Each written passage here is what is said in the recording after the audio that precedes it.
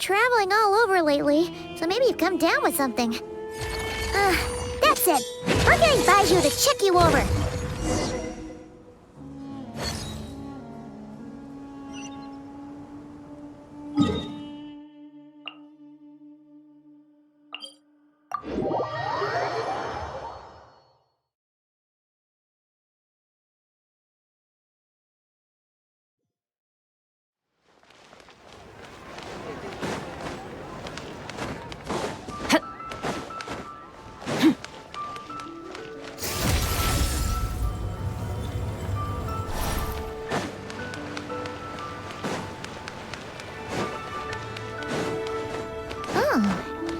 Baiju isn't in his shop.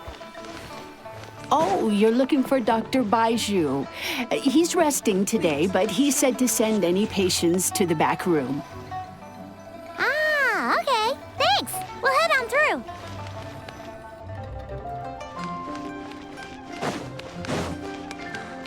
I can't read what this says.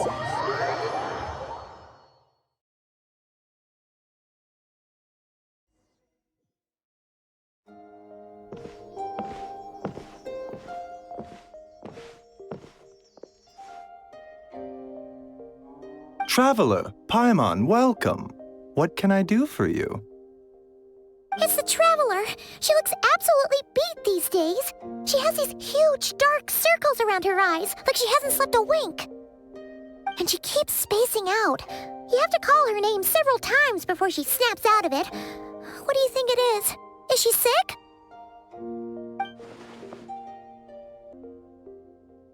Very peculiar. In all the time we've been acquainted, this is the first time you've come to me with a health complaint. Come, let me take a look at you.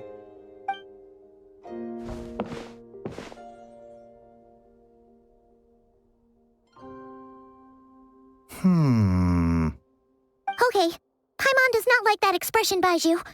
It's not serious, is it? Complexion is good, eyes are clear, breathing is steady, pulse is strong. Physically, you appear to be in good condition, Traveler. In theory, your energy level should reflect that. You should be feeling right as rain. Hence my concern. A clean bill of health is usually a good thing, but in this case, it likely means your situation is more complicated. Physical illnesses come with detectable symptoms that can be used to diagnose, medicate, and cure the condition. But afflictions of a non-physical nature, they fall outside a doctor's realm of expertise. Huh? What do you mean, non-physical nature? Curses, dark magic, it's hard to say. It could just as easily be a simple case of mental fatigue. Why don't you rest here for a bit? Whatever it is we're dealing with, clues to your condition are sure to reveal themselves in time. Once we know the root cause, we can administer the right treatment.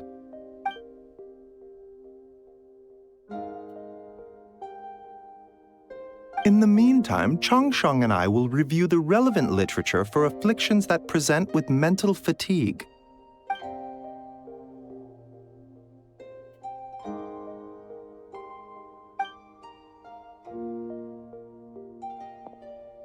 Oh, must be a rare condition if not even Baiju and Changsheng have seen it before. Well, all we can do is take their advice.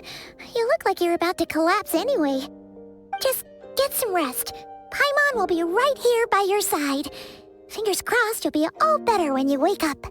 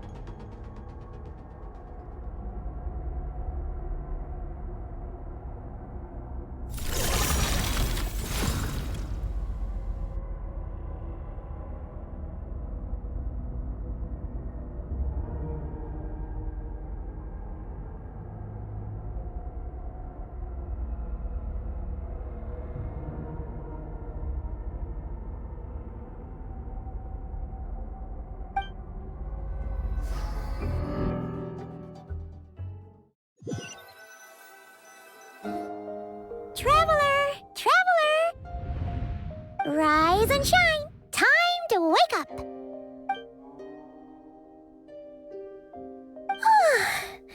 For once, you're making Paimon look like an early riser. It's already afternoon. Hopefully all that sleep did you some good. A cut? What? Did you scratch yourself in your sleep? All right, let Paimon take a look.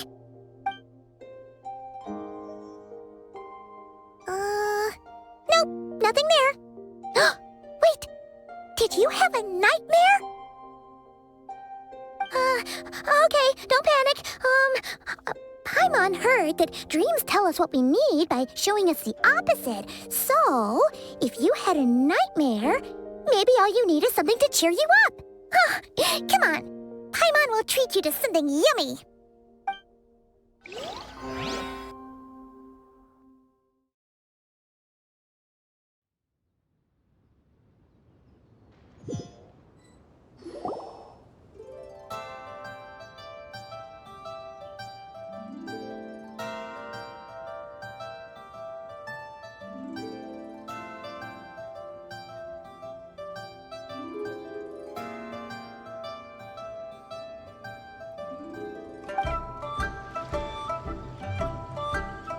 What?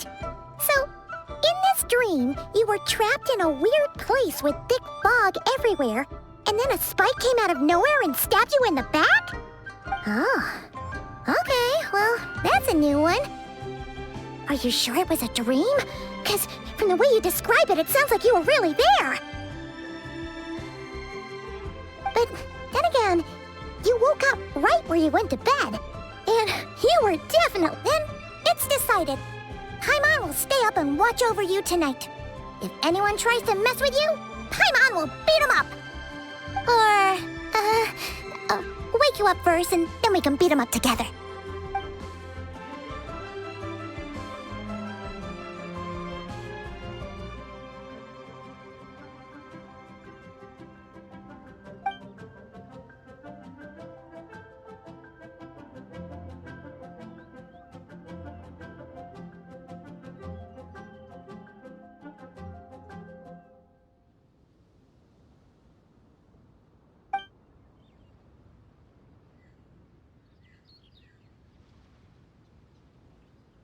Something is missing. Did you just say something? The flesh remains whole, but the soul is incomplete. Left unresolved, the mind will wither away along with it. Ah! What the... Wait! Paimon remembers you! You're Child's master! Right! What are you doing here? The last time we saw you was at the Primordial Sea in Fontaine, right? But then we left and never learned where you went after that. Child's been looking everywhere for you, by the way. What brings you to Wanmin Restaurant of all places? You came here looking for us? And were you the one behind that hocus pocus just now? Tell me, what is it that you saw?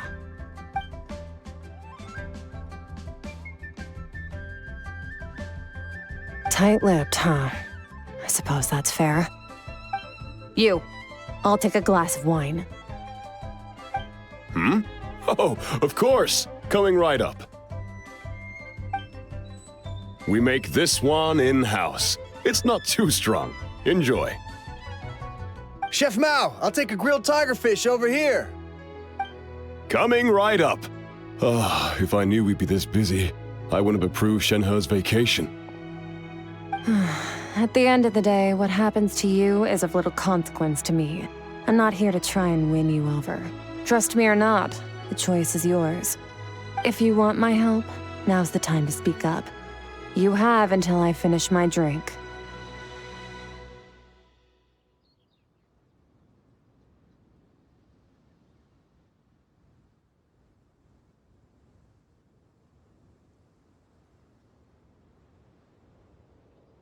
I was investigating an abyssal disturbance in the area and happened to notice you. Part of your soul is damaged, and the wound bears traces of abyssal corrosion. Need I say more? Neither of those things sound good.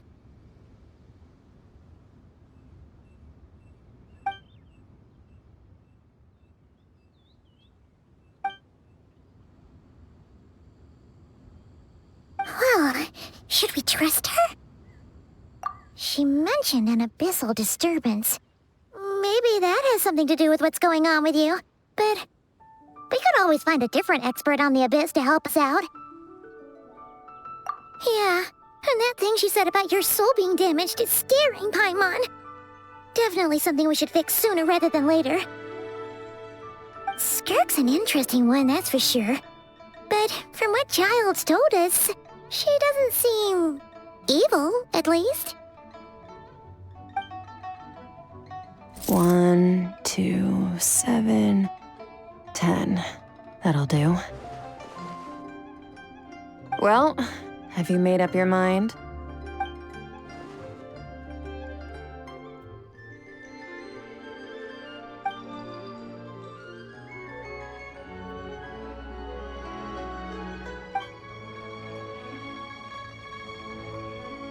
So that's all we know, Miss Skirk. Ma'am, can you help us? So, you couldn't disperse the fog. I understand. Come find me in the Guili Plains when you're done here. Oh, and I left cash for the drink on the table. Settle the bill for me, will you? Oh, okay. Huh? She disappeared.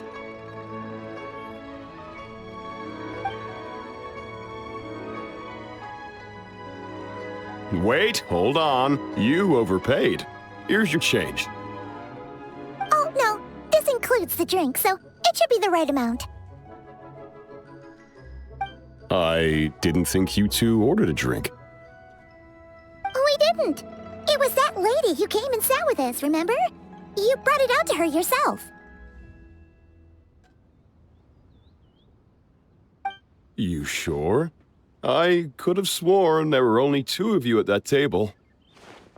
What? What'd you put in their dish, Chef Mao? Some kind of hallucinogenic mushroom? You got them seeing things. Seeing things? Wait, so neither of you noticed her? Young lady? About this tall, wearing a purple dress? She ordered a glass of wine! Oh, now you mention it, that vaguely rings a bell. And it looks like I did open the wine jar, so it must have just slipped my mind. In any case, that settles your bill. Come again soon.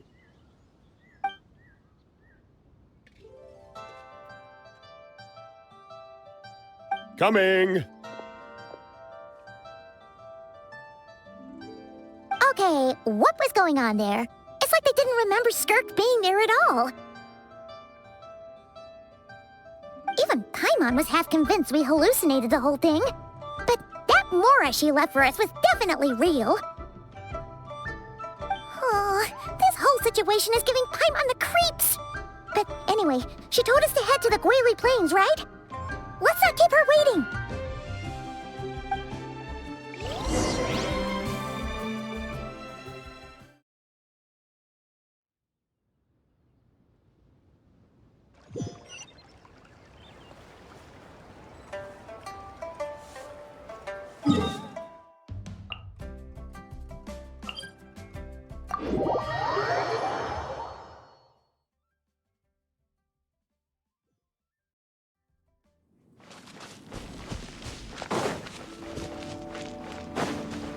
Merciless.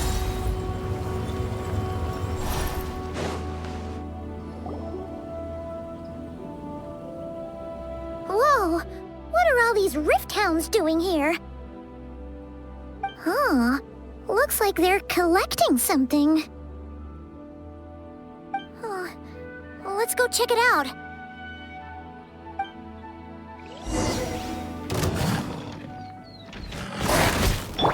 Shower me with grit! Off to the freezer! Paradigm shift!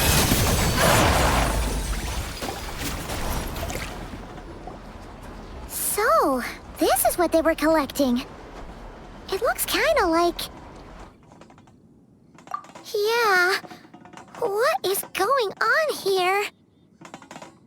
From the moment they are born, all beings with great power have an impact on this world. Even if their body is sundered and their soul extinguished, their influence remains. Gods are the most common example of that. The remnants of gods who fell thousands of years ago remain buried deep within the earth, carrying within them a warped will and a dark curse. Together, these remnants form what you call god remains, and it appears that some of those sealed here were dug up and removed. There are traces left, but they're fading fast.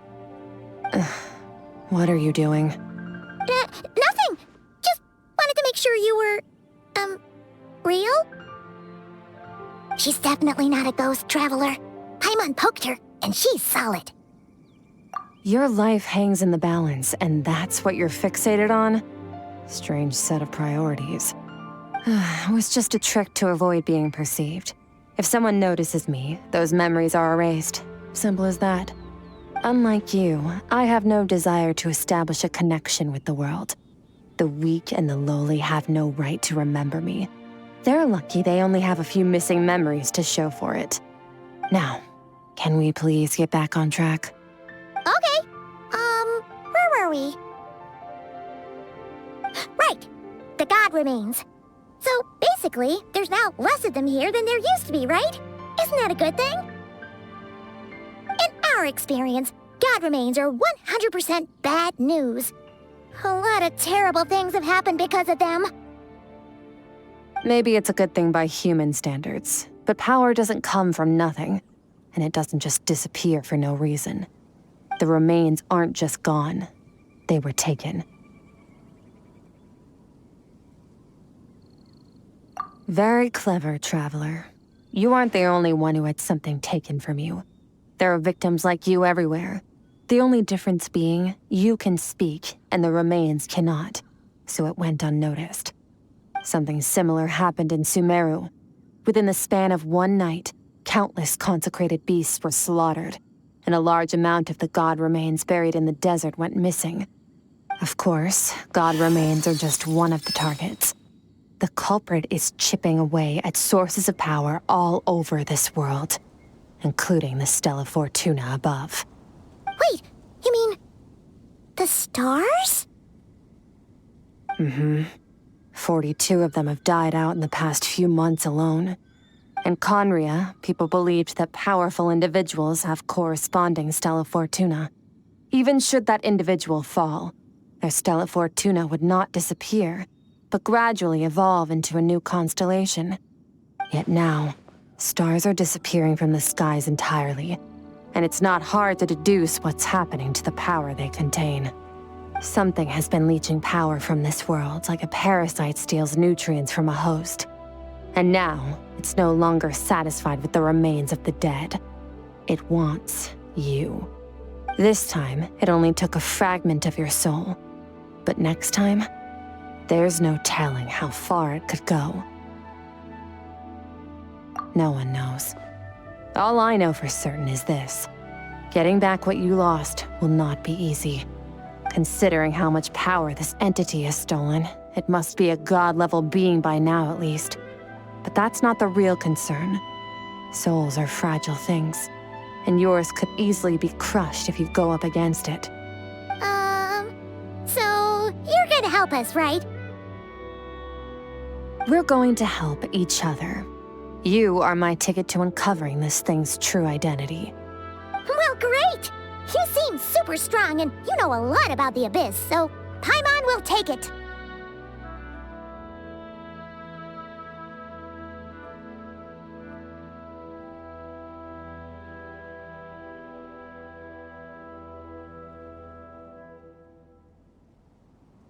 Don't get all mushy on me. All I'm doing is helping you get back to normal after a sudden crisis. And I should warn you, getting mixed up with me can have unforeseen consequences. We're on very different journeys. You don't want to be in my debt, trust me. You help me uncover the truth behind this entity, and I'll help you recover what you lost. This is a transaction, that's all. You would do well to remember that. Now, come along. Yeesh! You'd think she'd be a little friendlier since she's agreed to help us. But nope, she's just like when we met her in the Primordial Sea. So cold.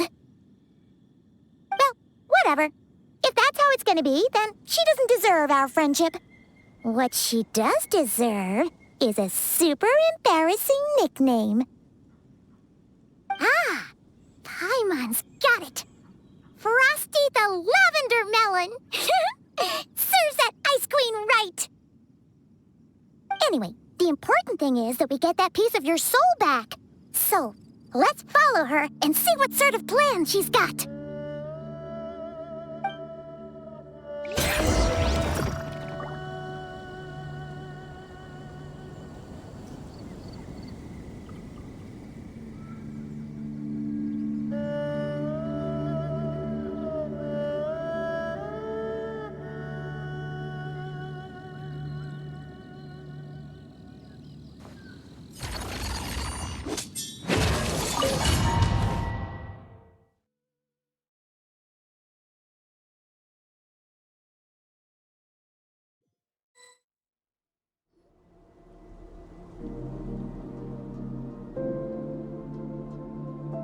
Whoa! This place is way bigger than Paimon expected.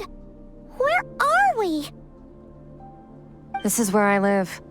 I suppose it's the closest thing I have to a home here. It is. I brought you here because time flows differently in this place. I don't know how much Ajax has told you, but when he fell into this space, I mentored him for 3 months. In that time, only 3 days passed in the outside world. Ajax? Oh, right! That's Child's real name! Yeah, Paimon remembers him mentioning something like that. So, a month here is equivalent to 1 day in the outside world? That should mean we're safe from that power-hungry soul snatcher for now, right? Yes, well, I didn't bring you here just to show you around. In the outside world, the Traveler could be attacked at any moment. But coming here has bought us quite a bit of time. Now, we just need to figure out how to investigate that place you saw. The one full of fog. Both your description and the abyssal disturbance I felt point to that space having some connection to the abyss. It could even be a domain similar to this one. The thief who stole that fragment of your soul is hiding there. But the abyss is a chaotic and turbulent place. If we want to pinpoint their location, we need to see what that space looks like without the fog. Abyssal power can grant a special form of sight. Have you ever wielded abyssal power before?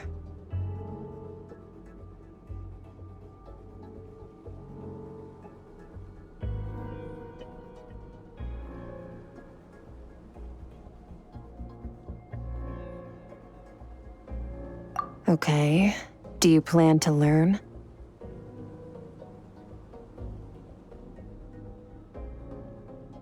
That tracks.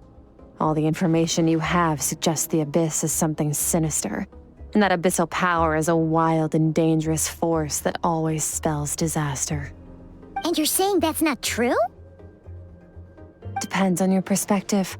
Floods and hurricanes take countless lives too. But if one day you gain the power to control them, what was once a calamity is now just another tool in your arsenal. I'll respect your opinion, though. Just means we have to turn to the second best option.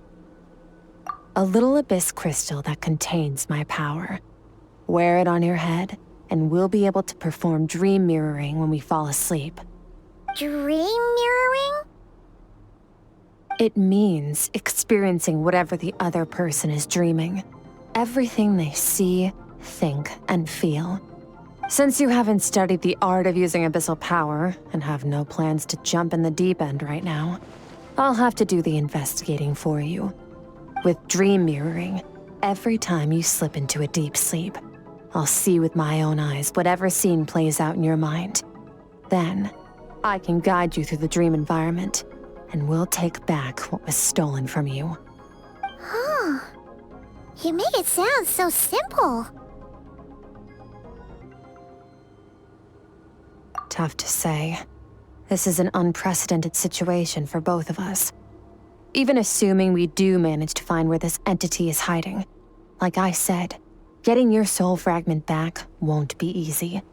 To play it safe, I need to give you some special training first. Wait, you're gonna teach her some of your martial arts? Does that mean the next time we see Child, we have to treat him like our senior? Do as you want.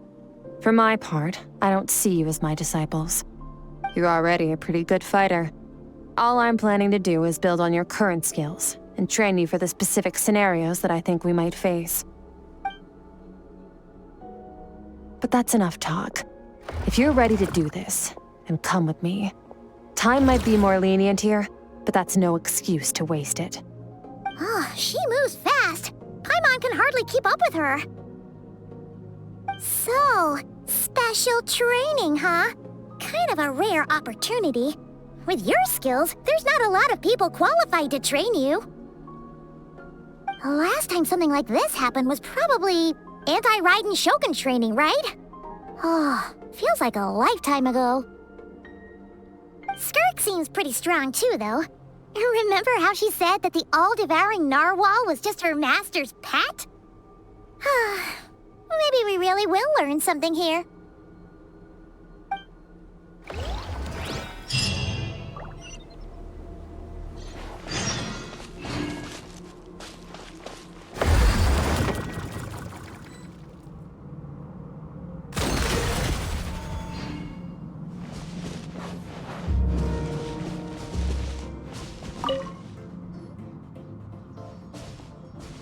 Ready?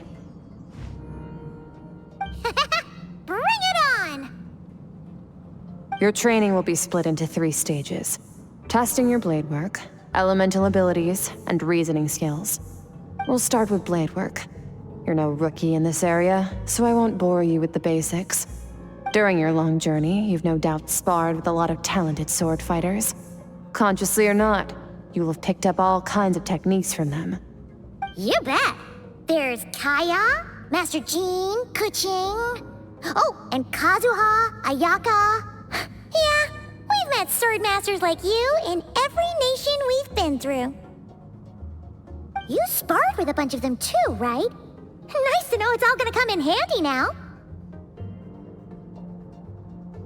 Don't get too smug. In sword fighting, techniques alone are not enough. You need a cohesive system to bring it all together. A style or school of fighting. To use the human body as an analogy, your style is your skeleton, the foundation, the framework. Techniques are the muscles and other flesh attached to the bones. This is where your strength comes from.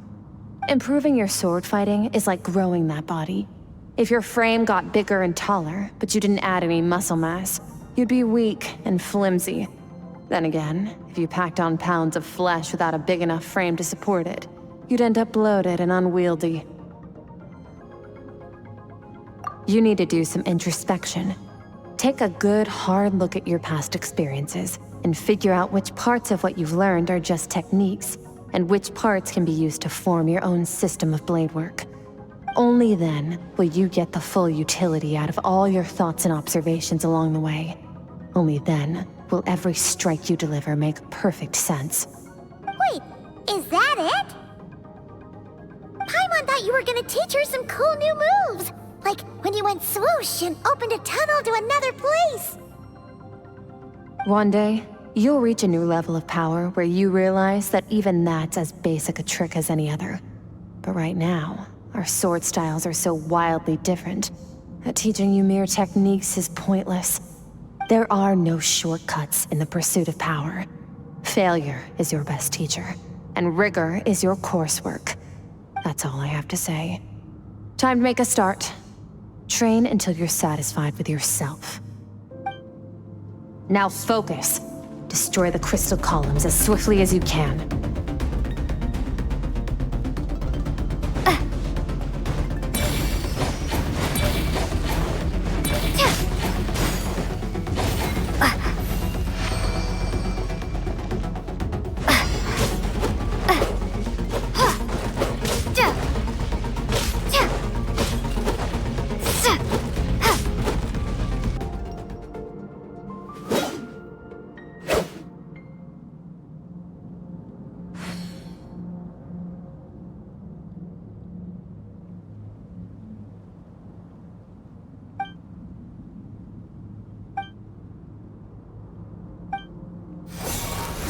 will be frozen in time. Cut to the chase. Consider a moment of true mastery that you've witnessed in another person, and ask yourself, what lies beneath the surface? What's their guiding philosophy? What's their state of mind as they maneuver their weapon? Now take that and practice it right away with speed, skill, and strength, over and over, until your hand is one with your mind. This is the only path to true growth. Step on up. Dance with the waves.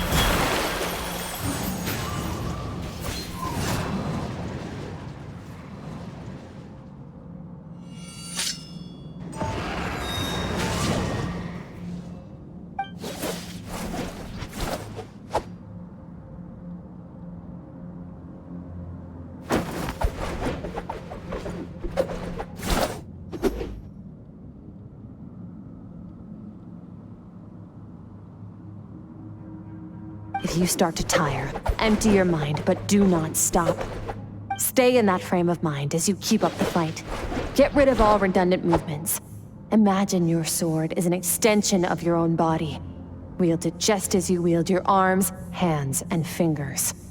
'Twas on a deserted, moonlit night that the hero approached the vile dragon's limpid lair. Ring cutter! Feathers fleeting wet, the white heron treads water, a sight without flaw. Master of Inazuma Kamisato art Tachijutsu.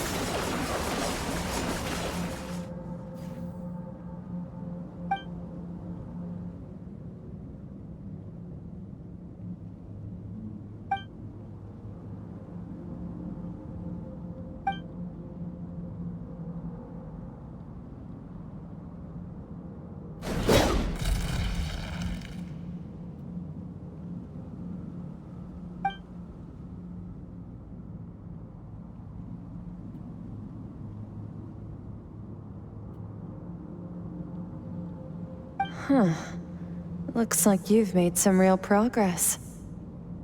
That concludes your training session. Awesome! Paimon knew you could do it! How do you feel? As you should be. Time flies when you're training hard. You've actually been going for several days now with no rest. Yeah, meanwhile Paimon's had a whole bunch of naps. But you were so focused, she didn't want to interrupt you. Go get some sleep. I'll be doing the same very soon. Let's hope you see that foggy place in your dream, so I can get this investigation over and done with.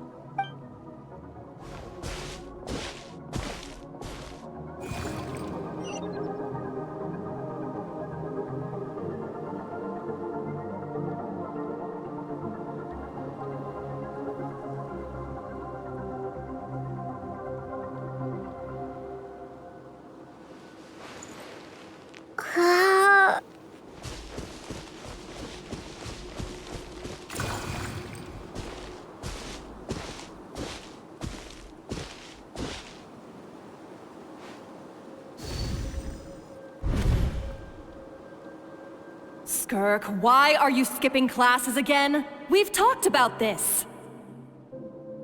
'Cause he's a crabby old man, and he's a boring old man. I don't like going to his classes. Excuse me? You shouldn't talk about your teacher like that. It's very disrespectful. All right, let's not get into a big fight about this. Skirk's learned what she needs. There's no point forcing her to sit through more classes if she doesn't want to be there. But I'd still love to hear about what you got up to yesterday. Why don't you tell your dad all about it? I went diving, and I saw this huge fish. I never knew they could get that big. It looked kinda dumb, though, with that stupid big fat head. I tried to shake its fin, but it just spat water at me. Oh, and today, I'm gonna go to that prairie up north. There's supposed to be this giant bird there that can spit fire. I bet if I climbed on its back, it could fly me all the way to the stars. Then I suppose your old dad should get one as a pet too. Otherwise, how are you gonna hear me call you for dinner up there in the stars? When it's time to eat, I'll come back on my own, Zilly. Anyway, gotta go. Bye, Mom. Bye, Dad. Wait! Put on a coat at least. You'll catch a cold. I'm talking to you, young lady. You spoil that child, you know. Ever since that merchant ship arrived, she practically lives outside. Always going on about exploring the beyond one day, whatever that means. Ah, let the kid do what makes her happy. Besides, we both know you're all bark and no bite. Come on, our little adventurer's gonna be hungry when she gets back. Let's get started on dinner.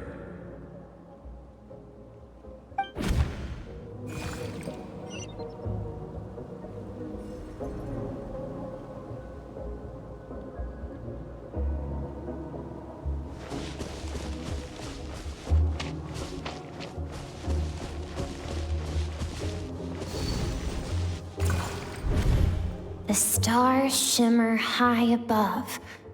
But what lies beyond the stars? Mountains as far as the eye can see? An endless snowy plain? Or maybe buildings taller than the sky, like the people from the merchant ship said? I can't be the only one asking these questions.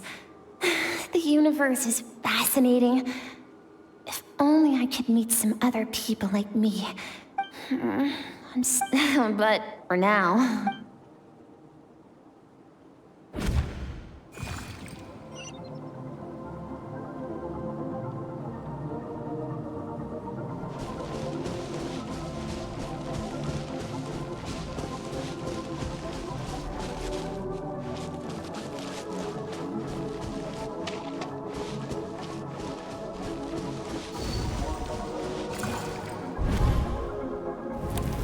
Don't let a single one of them get away!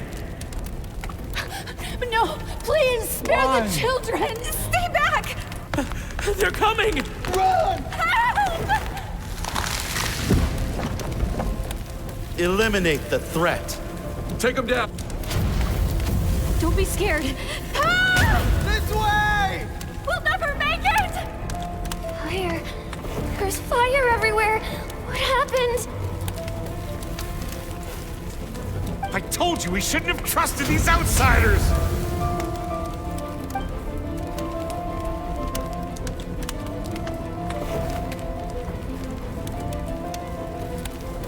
Why are you doing this? What did we do to deserve this? We welcomed you with our finest food and drink, showed you the best our home has to offer, gifted you cloth dyed by our own hands. And this is how you treat us? Run! Save yourselves! Captain, Zone 3 is clear and we have Zone 2 surrounded. Begin extermination. Remember the orders from upper command. No one is to be left alive. Rest assured, sir. We have enough munitions to annihilate these savages and burn their entire civilization to the ground. Good. The only ones who put up a real fight are that man and his wife, correct? What's their status? We shot the man in the ankles and the wife broke her wrist attempting to fight back. They won't be doing much more fighting. They're holed up in their home for now, but they won't last long. To prevent them from making some kind of last stand, we're planning to clear out the other zones first so we can send a bigger squadron to surround them. Well, well. Turns out some of these beasts do know how to use their claws. Now the threat these savages pose will be undeniable. Let them cling to what's left of their lives for a little longer.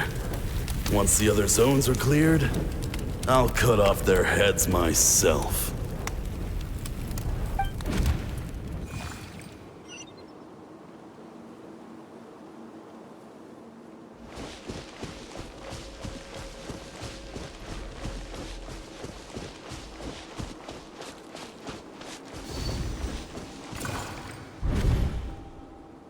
Dad? Mom? Skirk, you're all right? I'm so happy to see you, sweet girl. What happened? You're bleeding a lot. Dad? Mom?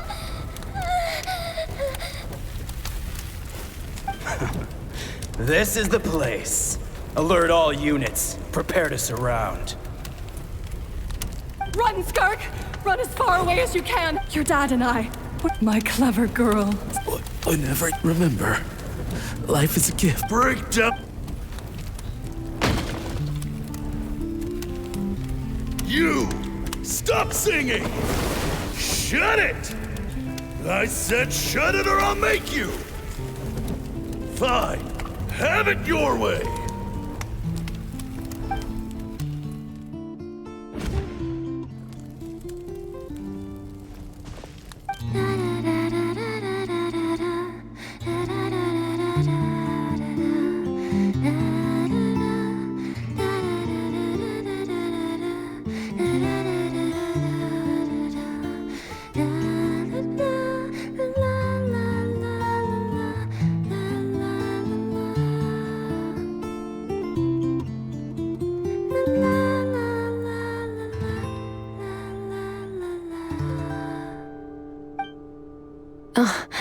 You're awake. I found a few clues while you were asleep, but it's only a start. Now, time for the second stage of your training. This time, the focus is elemental energy. Come find me when you're ready to begin.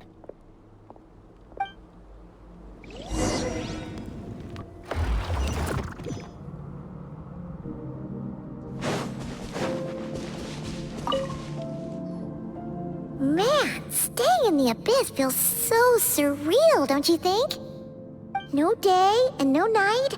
It's like time hardly exists. If we weren't careful to keep track, it feels like we'd have no idea how long we've even been here. Well, except for the fact that Paimon still gets hungry like clockwork. You go do your training. Paimon's gonna grab a bite.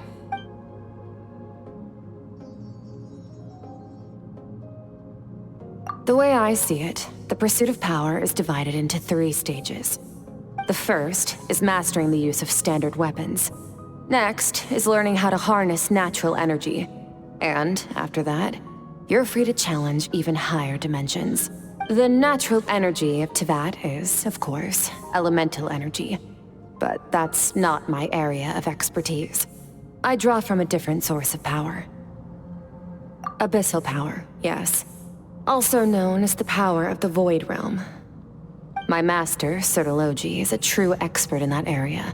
After all, he was one of the group of 5 that infamously stole the all-encompassing power of the Abyss, an act for which the people of Conria gave them the epithet, the 5 Sinners. The elemental energy of Teyvat, on the other hand, is derived from the power of the Light Realm. These 2 forms of energy exist in direct opposition to each other. Suffice to say, there's not much I can teach you this time. A keen observation, traveler. Call it respecting local norms. The Abyss stands in direct conflict with the will of this world. So, to make my life easier, I disguise my power to make it appear cryo-like in nature. It's a technique I learned from some Conrian ruins, known as the 7 Shifting Serpent. If you ever change your mind about delving into abyssal power, I can teach it to you. So I've heard. You seem to have a knack for removing abyssal power. But is purification really what's going on there? Like I said, power does not simply disappear. Just thinking out loud. Let's focus on your elemental training. That's what's gonna help us if the situation gets tricky. True growth comes from adversity, but only if you make the choice to pick yourself up again every time you fall. So, it's time to push yourself to the limit, and then keep pushing. This is the only way to advance at pace. Use the power of Animo to clear the field as fast as you can.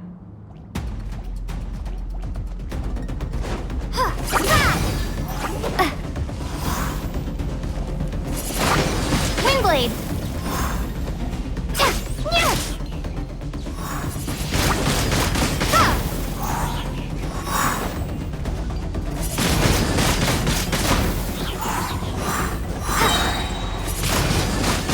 Windblade!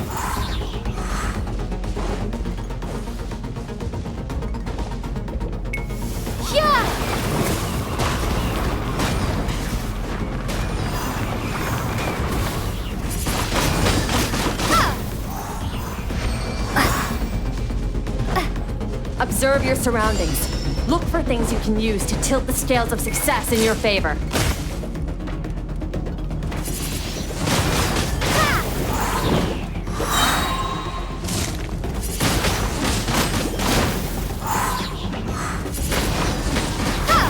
Be gone!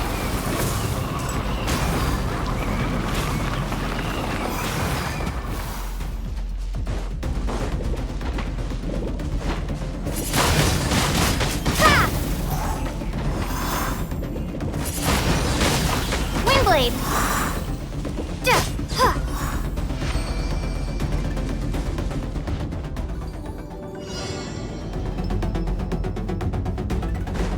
Use the power of Hydro to destroy the spikes.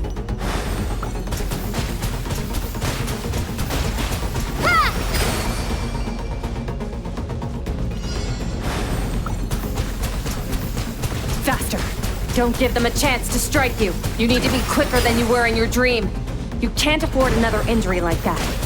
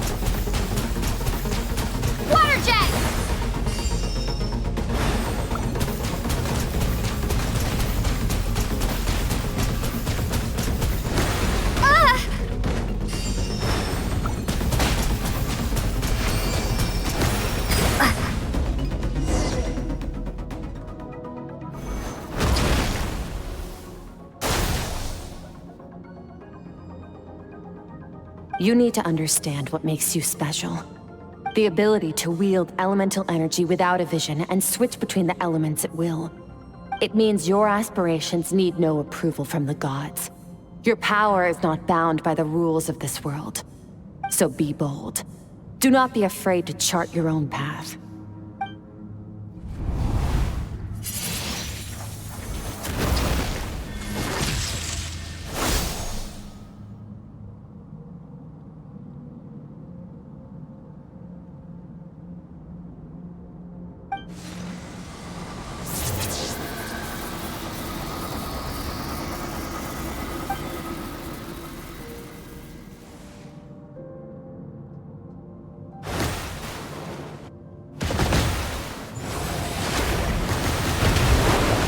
Very good. It seems you've reached a deeper level of connection with the elements. Long enough for you to lose yourself in your training, which is a good sign. Relentless practice with the elements has drained all your strength, but it's also what allowed you to make progress. Get some rest. When you wake up, we'll proceed to the final stage of your training.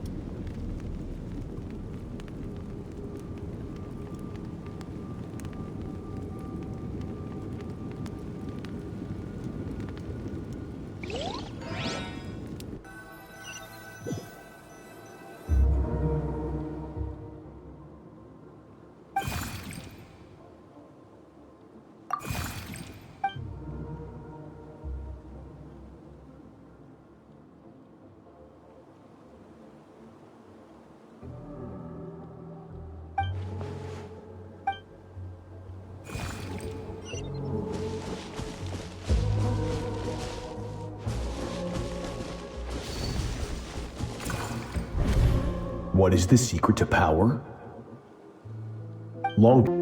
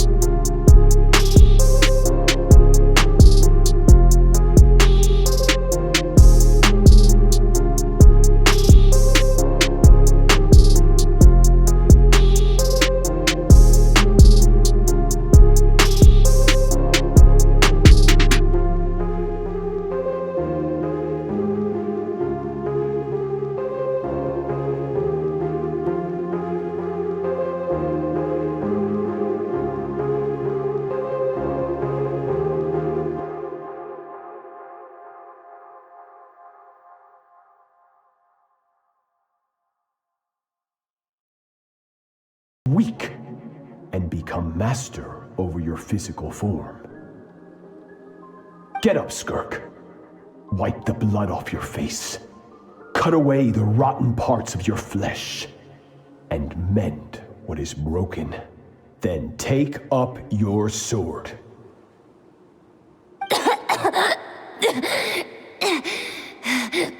Yes, Master.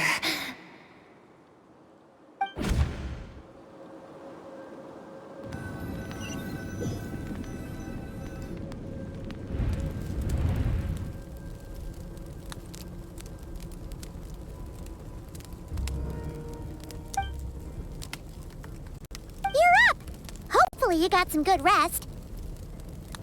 Skirk said to tell you that she's ready to start the final stage of your training whenever you are. So, want to head over now? Or did you want to wait a little?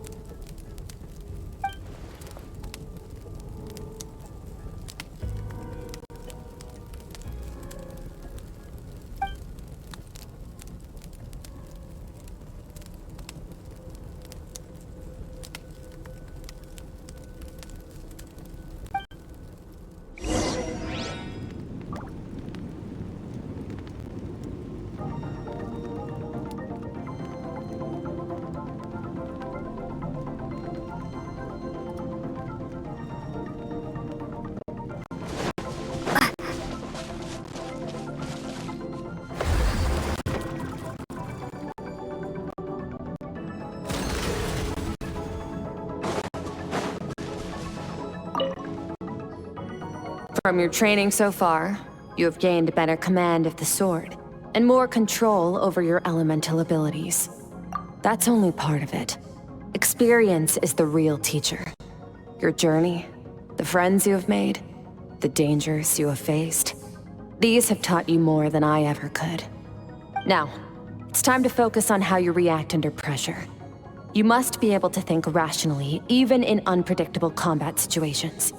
To simulate this, I'm going to attack, and you're going to block. Ready?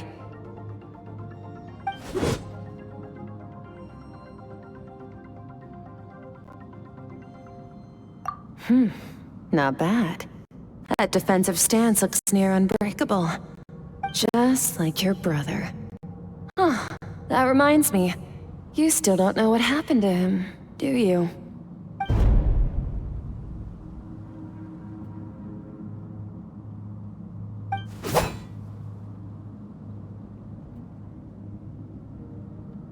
Hey, no fair! That's cheating! You think every opponent has the same moral code as you? You can denounce their deplorable methods all you want, but only if you live to tell the tale. The dead don't get to complain. Strong emotions will always arise in combat. Anxiety, anger, fear. But a true warrior is never at their whim. Only when you are free from the influence of emotion can you make the right choice, no matter the situation. How amusing. Almost sounds like you think you know me. But you don't. You can choose your own path. We are not the same. Let's begin. Try to use reason over emotion. Make the most rational and advantageous decision in any given moment. This is your final training session. Look alive. Same drill as before, but this time I'm going to interfere. Hold your focus.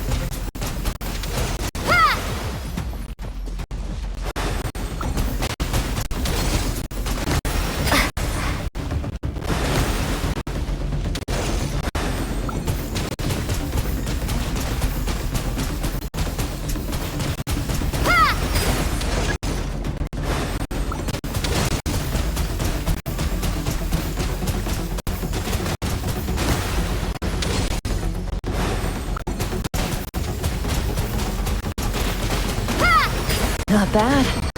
Better than I expected.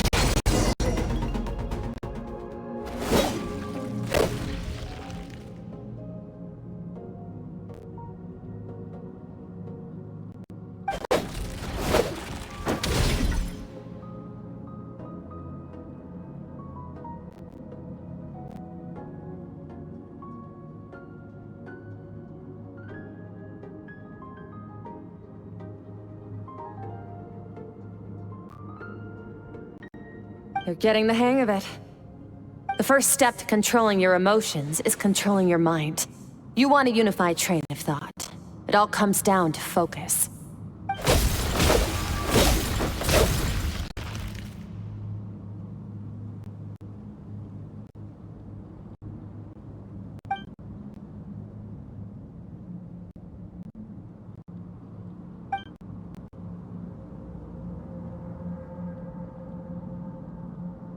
Your mind is rife with distractions.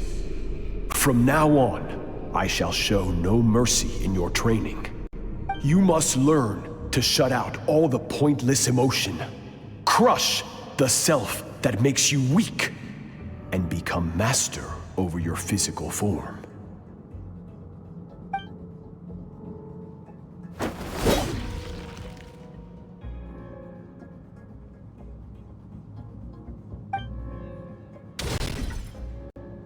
Stop. Let's pause here. One look, and I can tell your mind has wandered. That's to be expected. There's a limit to how long a human being can concentrate on one thing. Staying calm and focused sounds simple in theory, but in practice, it's more demanding than sword work or elemental abilities.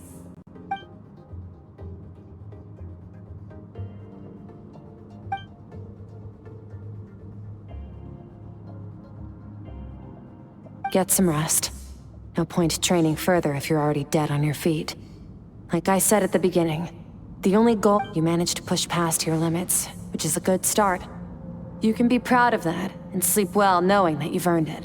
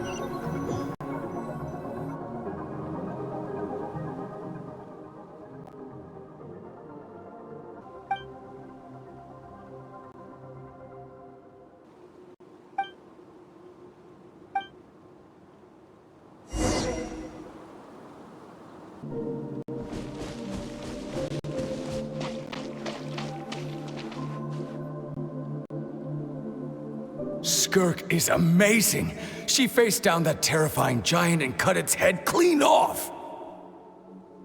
Oh, she got hurt though, didn't she? I heard it was pretty bad. Yeah, well, that's a given.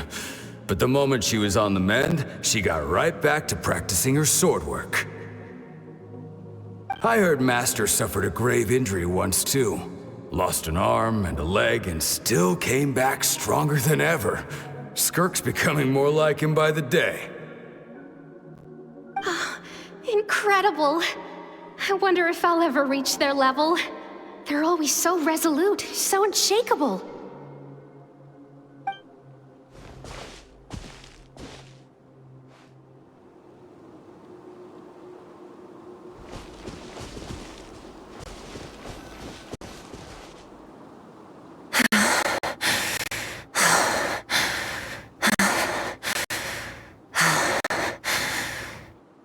Pathetic. You're not even trying. You're so much weaker than you think. Skirk, have you become a positive light in this world? you even remember how many of us perished in that fire? How many bodies were left to rot on the scorched earth? Yet you alone live on. Keep your gaze fixed on your blade. You don't deserve to rest. I have so many questions. I just want to jump in a spaceship, explore the whole universe, and get answers from the stars. I just need to wait till I'm grown up. Then, I can do anything. Now, you must bid farewell to who you were in the past and become someone stronger. Run, Skirk, run! Only death awaits us here. Keep running, and don't ever look back.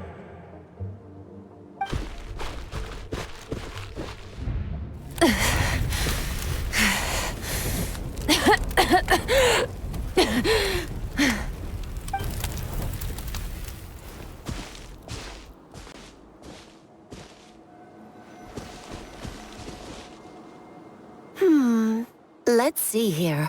First things first, you need a new identity. Going around telling people you're from somewhere beyond the stars won't do, now will it? How about saying you hail from beneath the earth instead? As the Conrian saying goes, venturing out into the universe and down into the abyss are the same in that both are braving the dark unknown. Well, I'm a visitor on this planet, so I'll follow the rules. Ah, splendid. That saves me quite a bit of trouble. Let me offer you a piece of advice in return, although it might not be what you want to hear. I know the pursuit of strength is important to you, but taking a moment for yourself every once in a while is never a bad idea. Ignore her existence for too long, and there will come a day when you can no longer hear her voice.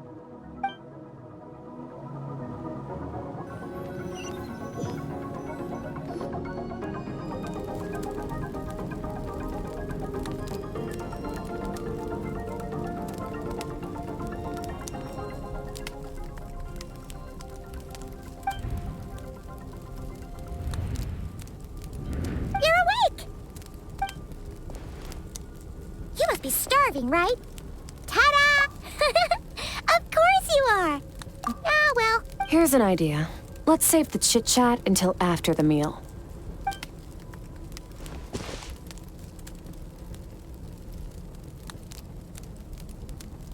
Ugh, so full. Okay, it's Paimon's turn to sleep now. Wake her up when it's time to go.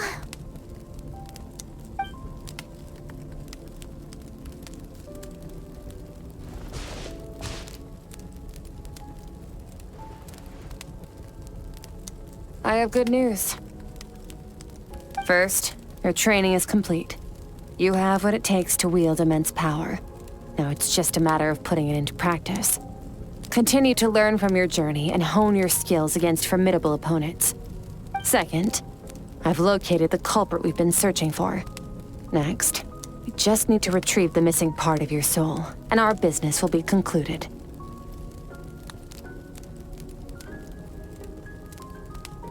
When Ajax trained with me, he once told me he was bursting with questions. So I allowed him to ask me 3 of them before he left. You and I may never meet again, Traveler. So if there's anything you want to ask me, now's your opportunity. Just like Ajax, I'll answer 3 of your questions.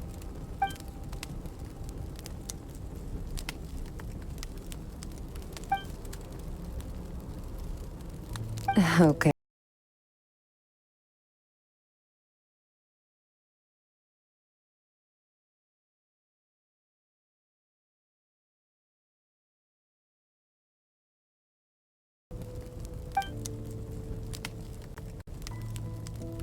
I knew that was a possible side effect.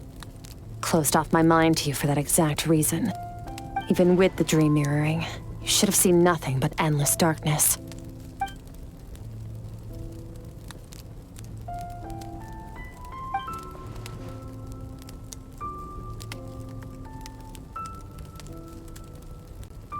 Whatever. Must have been a flaw in my execution. I shouldn't be too surprised. Due to some recent circumstances, my self-control has been lacking as of late. Since you've seen what you've seen, there's no reason to hide the truth. All I ask is that you keep it a secret. No, I'm not from Teyvat. I'm from a different planet.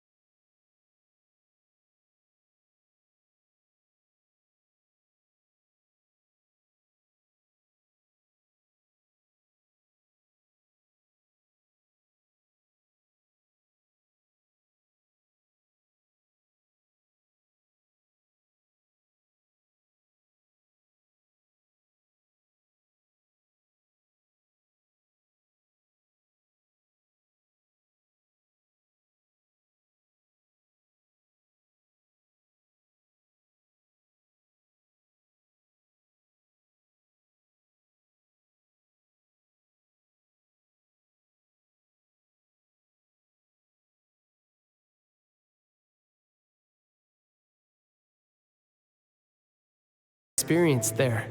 I've never stopped searching for Master Skirk and that unknown abyss. But it's been years now, and I've still found nothing.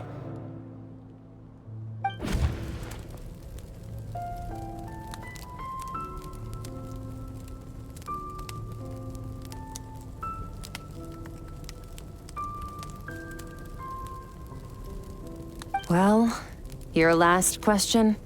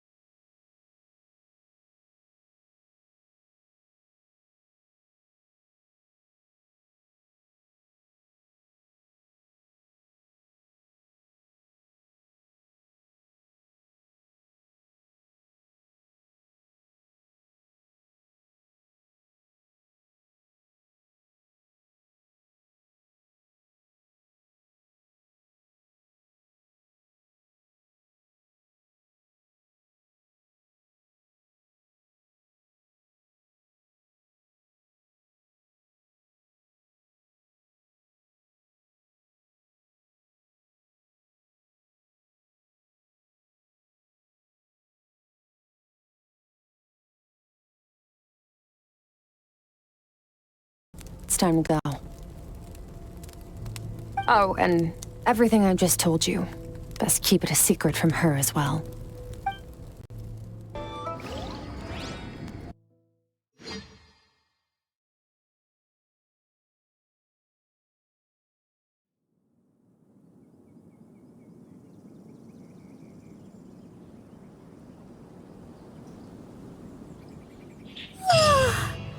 Time to go. Oh, finally. Where are we at?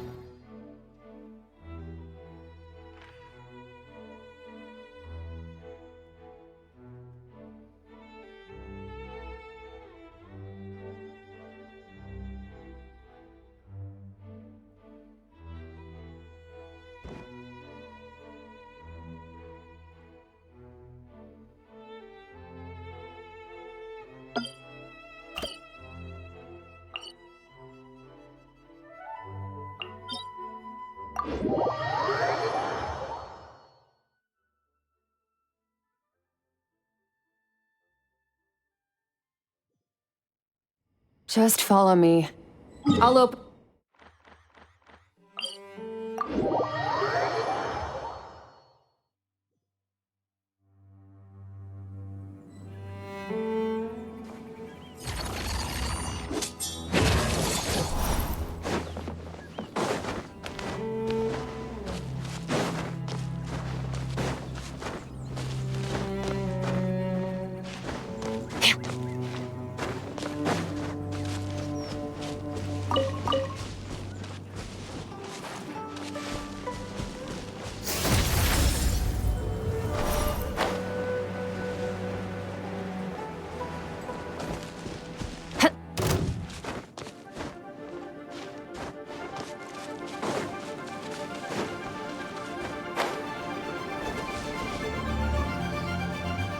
Wait, this is near the chasm, right?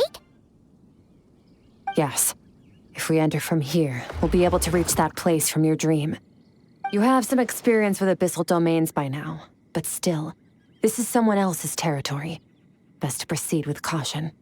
Don't worry, Paimon's an expert at hiding behind other people for safety. Oh, but, that means you need to stay safe, traveler.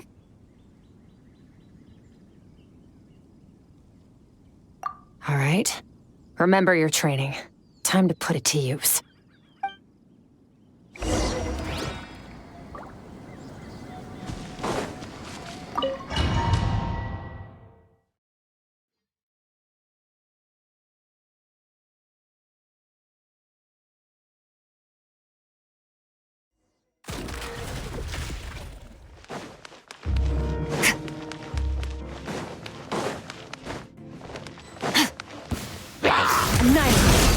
Mine to wield.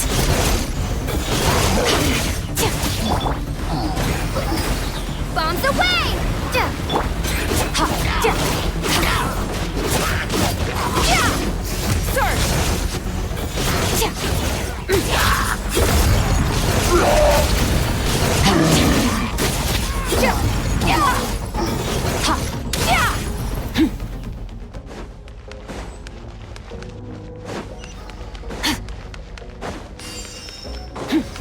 Whoa!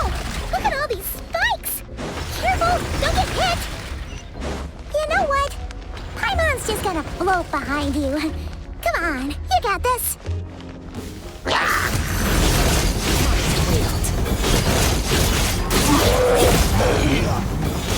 Hey, what are you two doing here?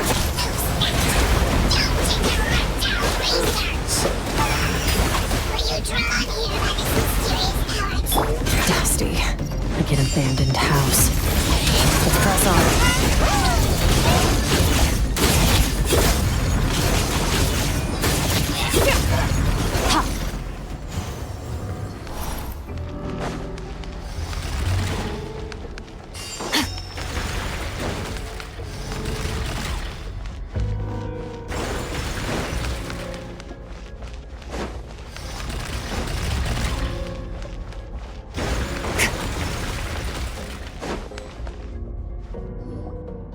Oh, looks like this is a dead end.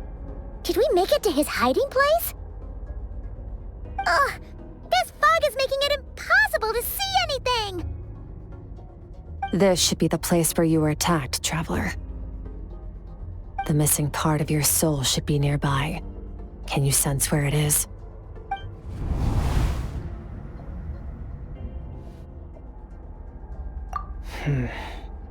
Our opponent must have covered his tracks just in case. Otherwise, you should have sensed it much more strongly. Hold on! Look! The spikes are back! Stay calm. Let's hold back a little. Give our enemy some wiggle room so we can see what we're dealing with. If you're too reckless, we might be playing right into his hands. Our enemy took part of your soul for a reason. It's likely he integrated it into his attack somehow. If we're smart about this, we can track it down.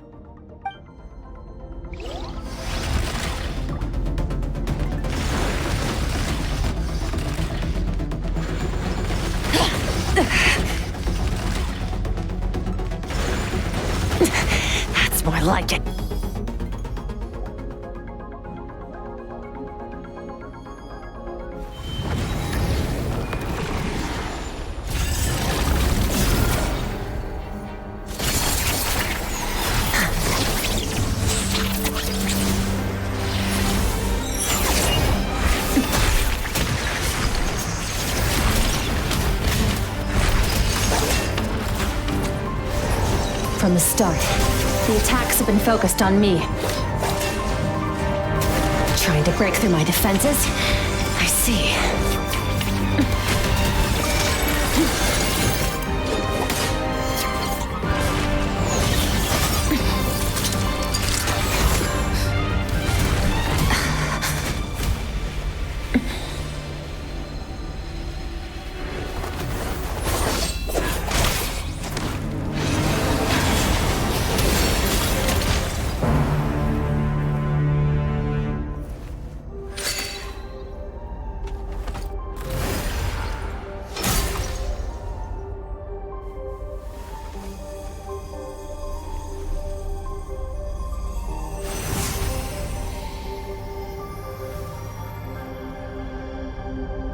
There. I got it back. Traveler! Skirk! What happened? It looked like Skirk just got...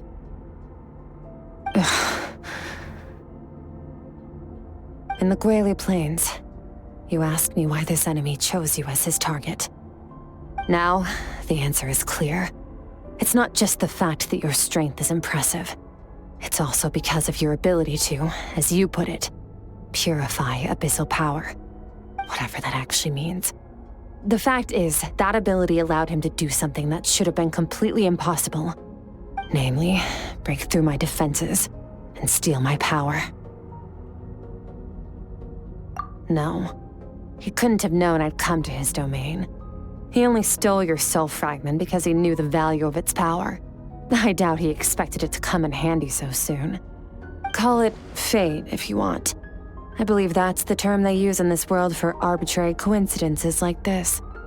In any case, it works to our advantage. Once I realized what he was using that power for, it gave me the chance to get back what you lost. I'll cope. Well, done gorging? Good. Time to answer some questions. How did you get the power of the all-devouring narwhal? The all-devouring narwhal? Oh, of course!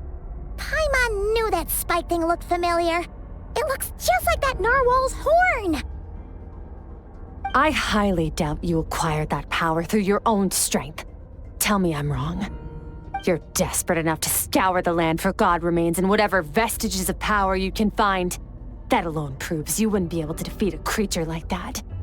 Which leaves one possibility. You know my master, the Foul, Sertologi. The Foul? Who dares call him Foul? Sertologi.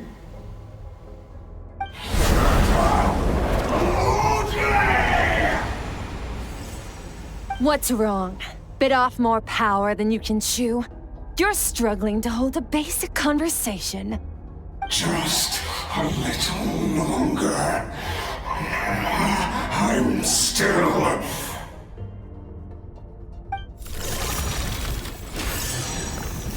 Look! It's back!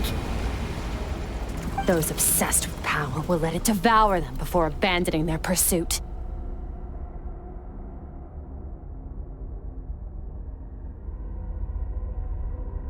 Keep calm and use reason to decide the best course of action.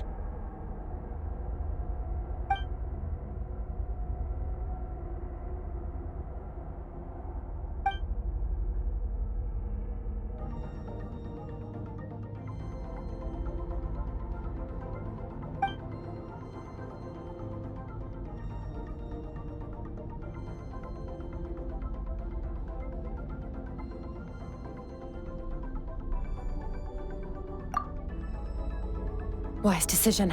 Final victory doesn't always come after a single battle. You've got your soul fragment back, so we both got what we came for.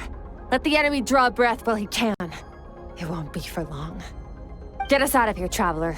You'll need to lead the way this time.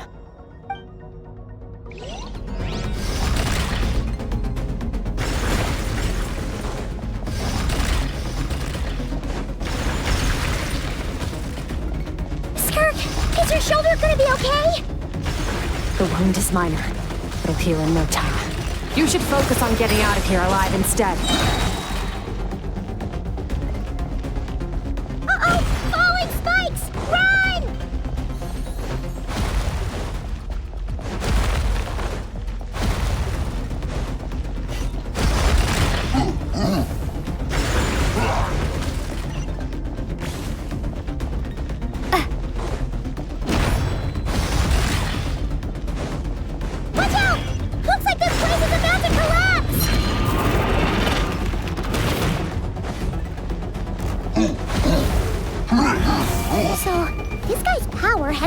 do with the all-devouring narwhal. Did you know that all along, Skirk? I had my suspicions. That's why I decided to investigate in the first place. But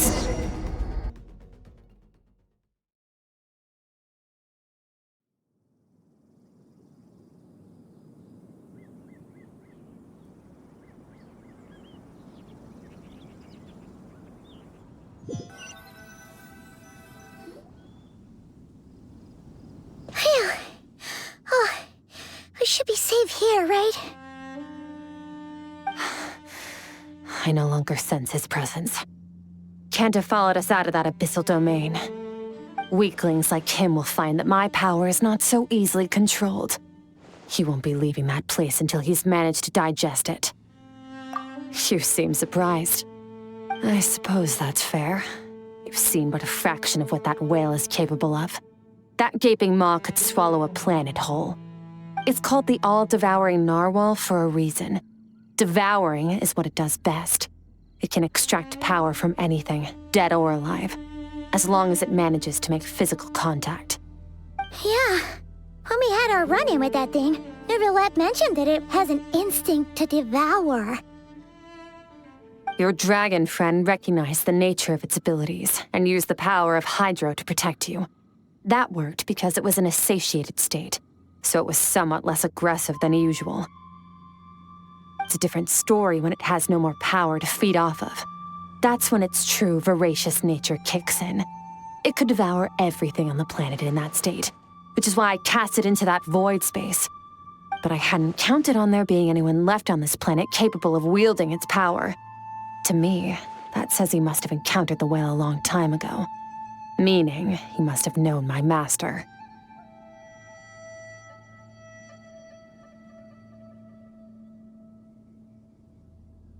Exactly. It told me everything I needed to know. Hence why I said we both got what we came for. And I believe that brings our transaction to an end. Now that you're whole again, you can get back to your own journey. I'll handle the rest of this situation myself.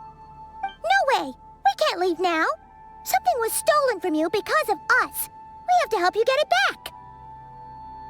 This isn't my first taste of failure or losing power. When you fall, you get back up again and become stronger. That's how it is. But what if that monster finds you before you're all better? Plus, how are you gonna get home? It's not like you can just go swoosh and open a door to the abyss again. Not without your full strength. So, sticking with us for the time being doesn't sound so bad, does it? Fair enough. Then take this. What is it? A bag of Mora. Nothing in this world is free. I know that much. I'll leave the planning to you. Hurry up and decide where to go. We shouldn't linger. We should take Skirk somewhere she can rest. But where?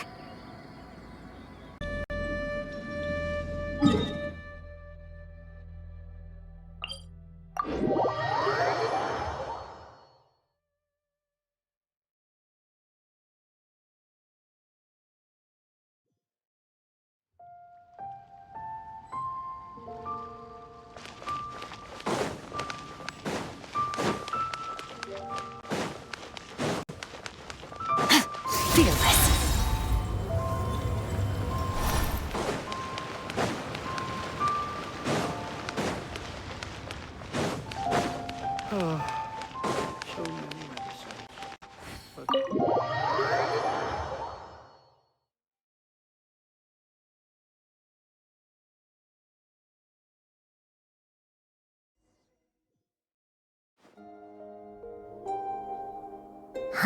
This bag from Skirk has a ton of Mora in it.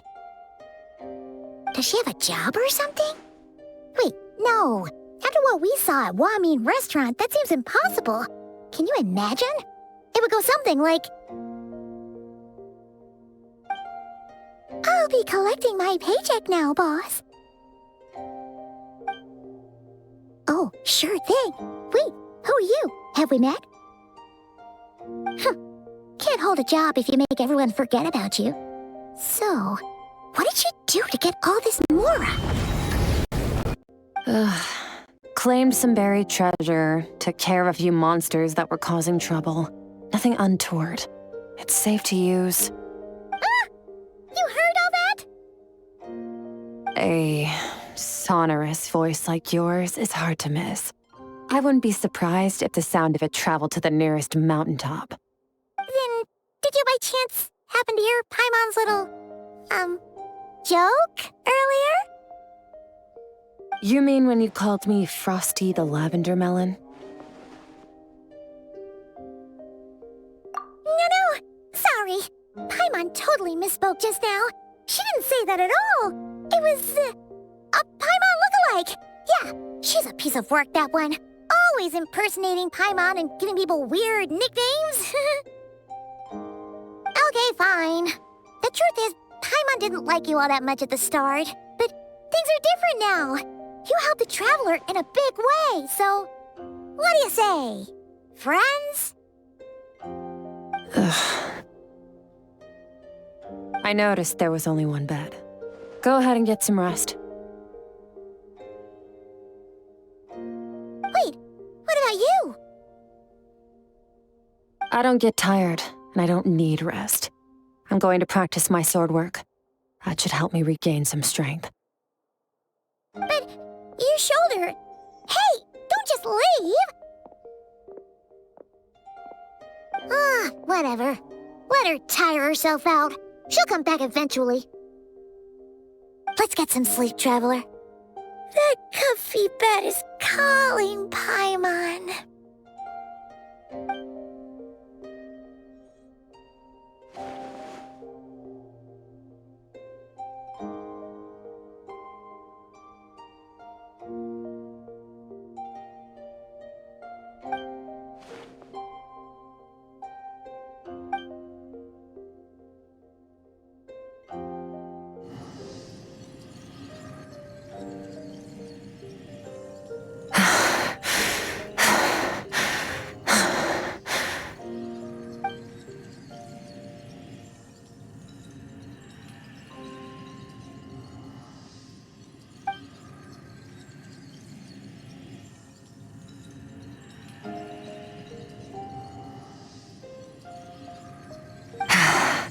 Quiet.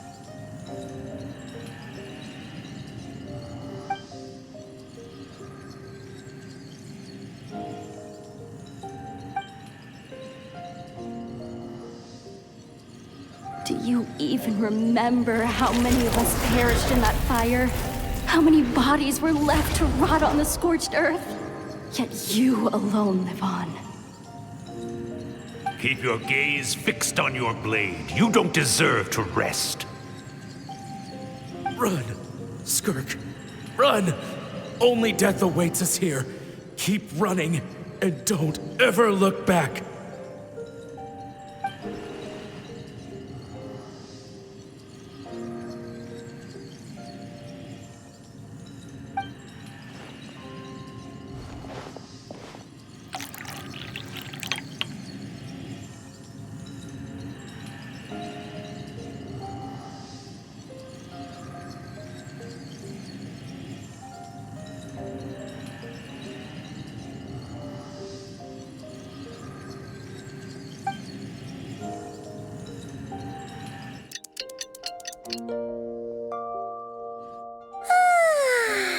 Getting an early night's sleep is the best. That bed was so comfy. Wait, Skirk? Have you been sitting out here the whole night? The bed's all yours if you want it. About 60%, maybe 70. Whew! Paimon thought it would take at least a couple of days. That was fast. No, not fast enough. That's 20% less than last time. Same training regimen, same intensity. Nothing felt different, but somehow the outcome fell short.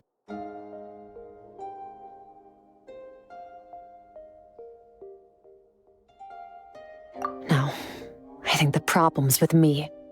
I need to meditate for the next 2 days. Deep introspection should help me find the issue. Ooh, sounds intense. We'll watch over you in the meantime, then. Thanks.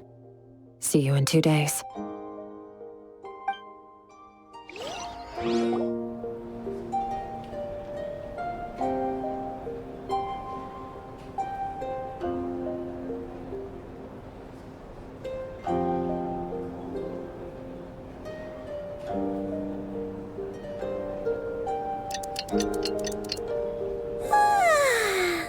Morning! Skirk is still meditating, huh? It's been 2 days already. Shouldn't she be awake by now?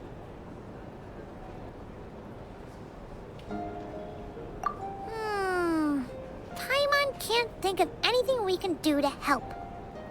Oh, wait! Breakfast! That's it! Paimon will go get breakfast! Skirk is gonna be starving when she wakes up. Be right back.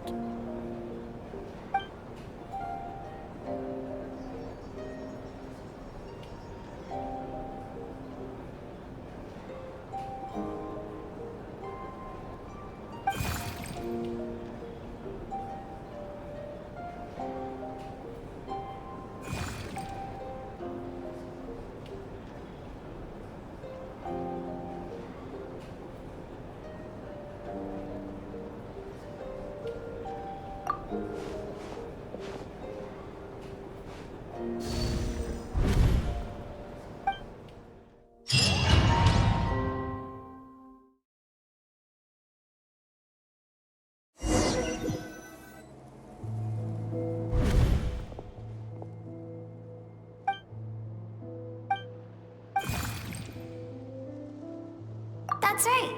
This is Skirk's inner world. Think of it as the threshold between the soul and dreams. This isn't your first time here, but what you remember is probably a space covered in darkness.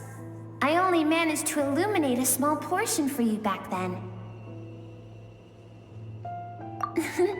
Actually, it's my first time talking to someone like this.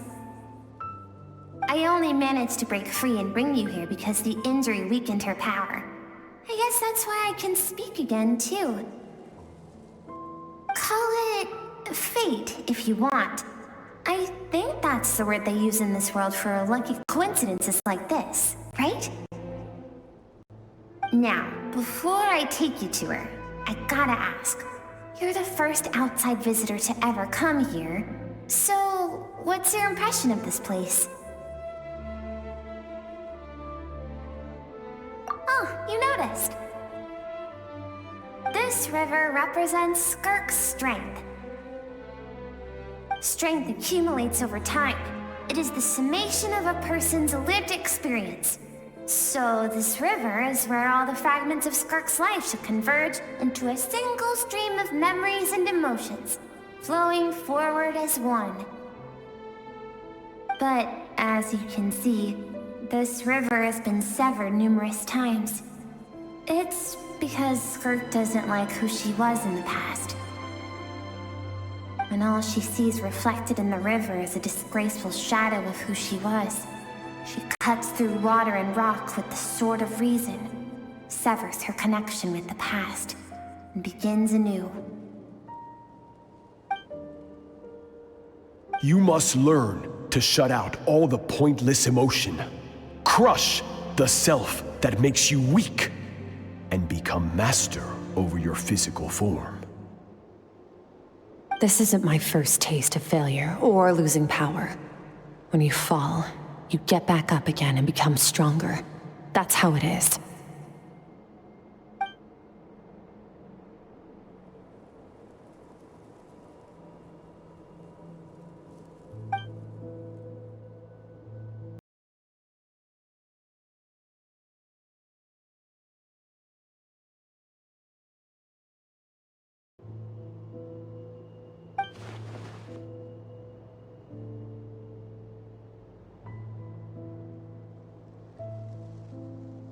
The answer to one mystery invites another question, I see.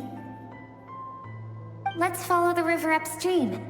There among the cliffs, among the memories etched into her heart, lies the truth of it all. Soon, you'll understand everything.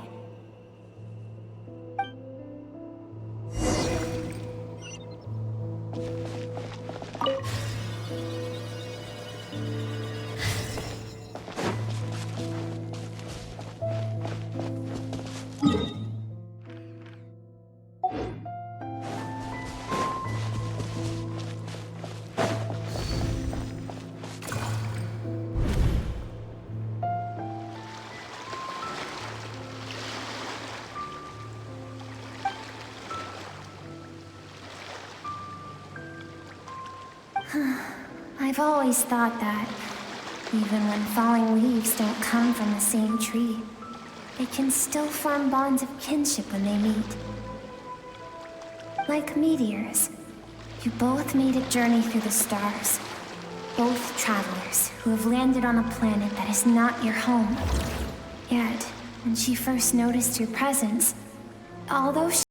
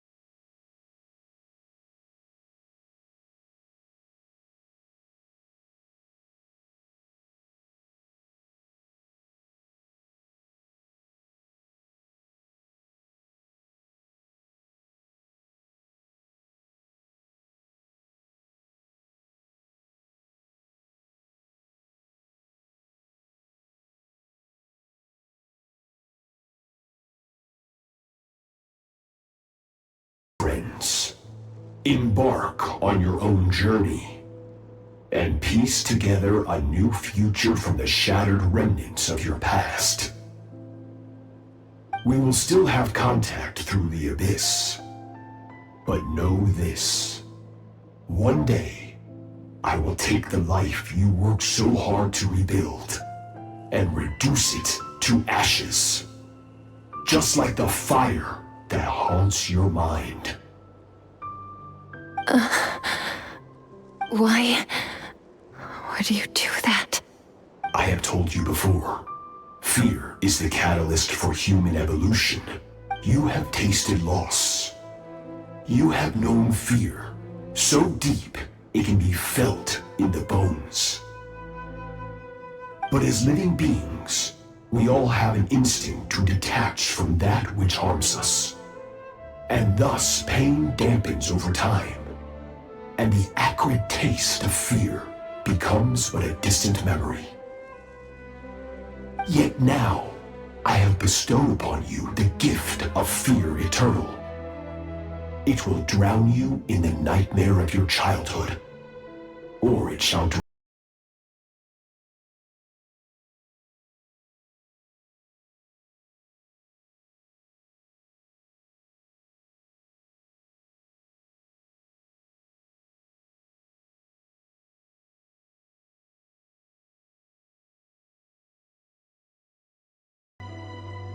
That is what Skirk's master, the foul Sertologi, looked like at one point in time. Of course, as a higher being, physical form is a triviality to him. He could appear as a beast, a human, or even a monster that defies description. The form you see him in here, clad in abyssal armor, is the one he usually wears when traveling through the stars.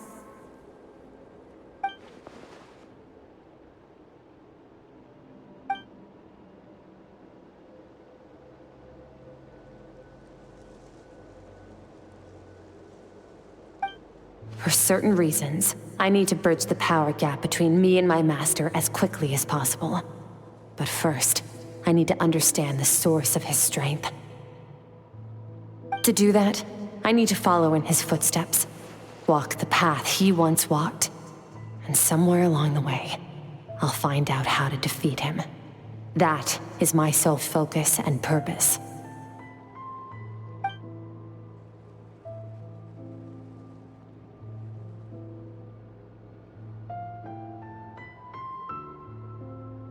I'll let you in on a little secret. The real Sirology is terrifying.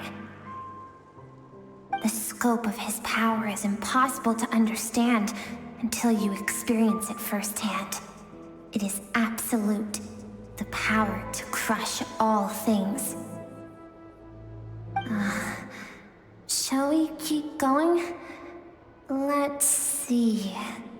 We're about halfway there.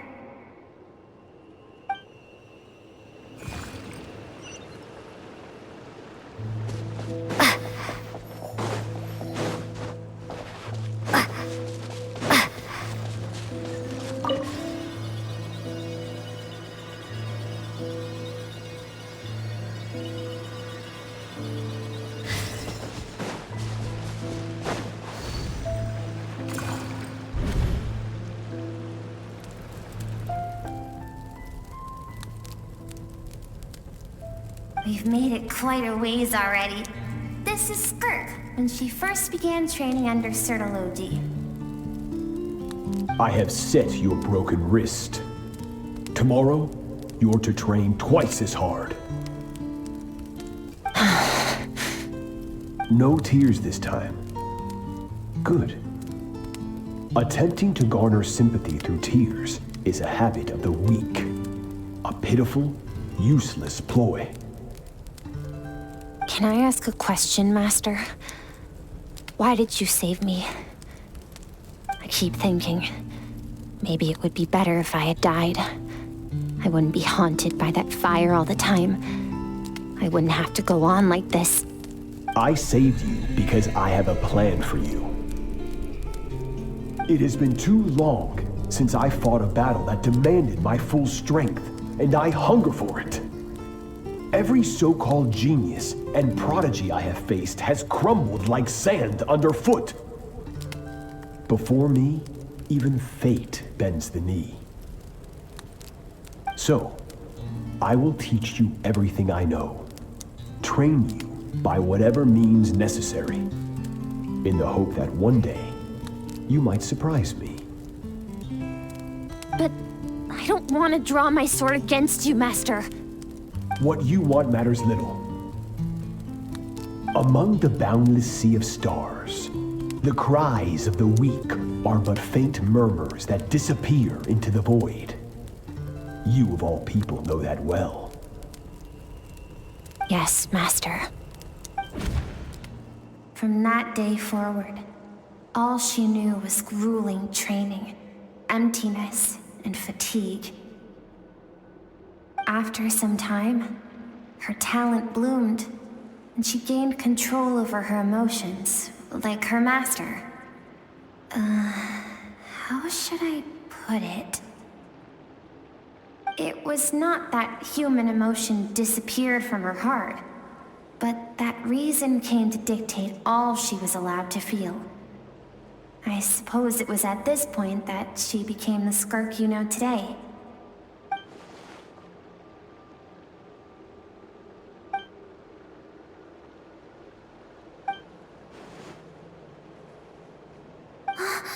We're nearly there. I almost don't want to reach the end. Well, shall we? This is the final stretch.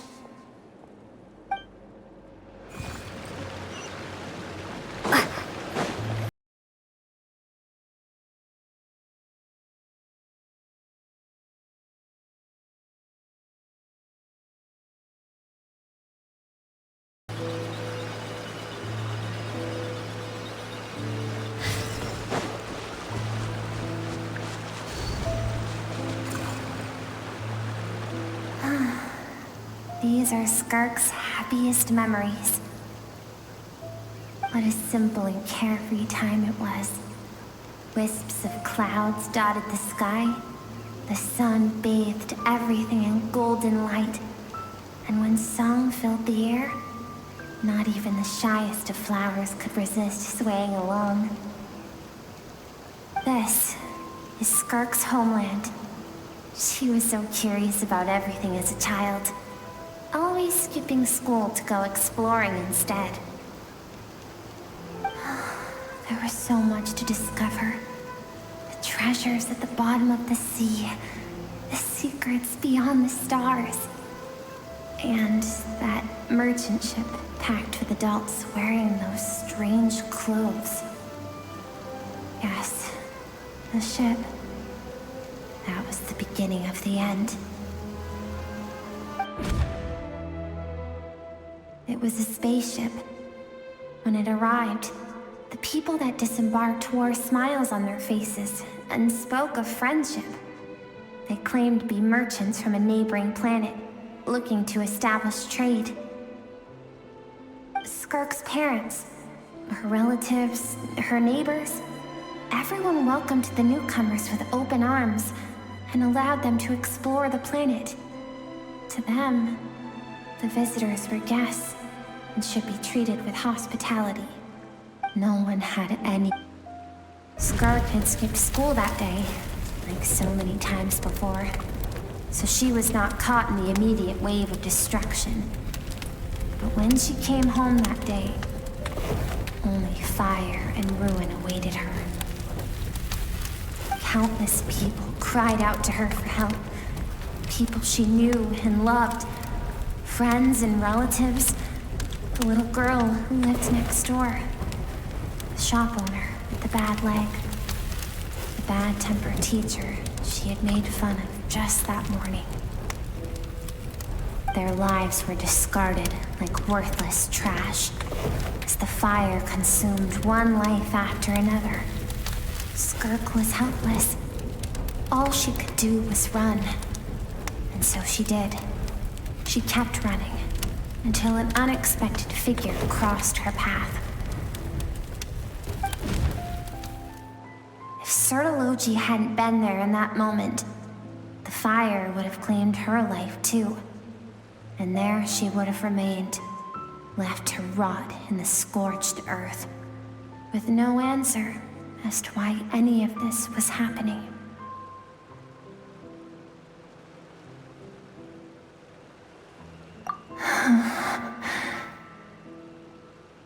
Because she and her people were seen as a threat. As the initial merchant ship explored the planet, they discovered that it hadn't always had the condition to support life. Yet there was evidence of human activity, even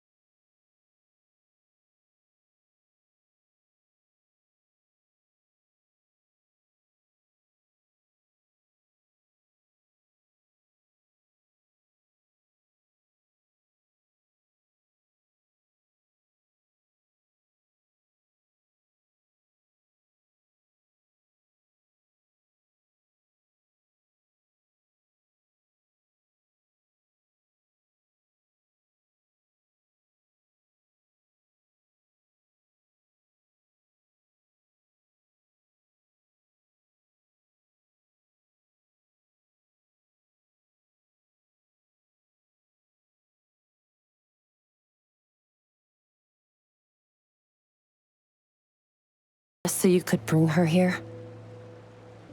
I have things to say to you. Well, to me.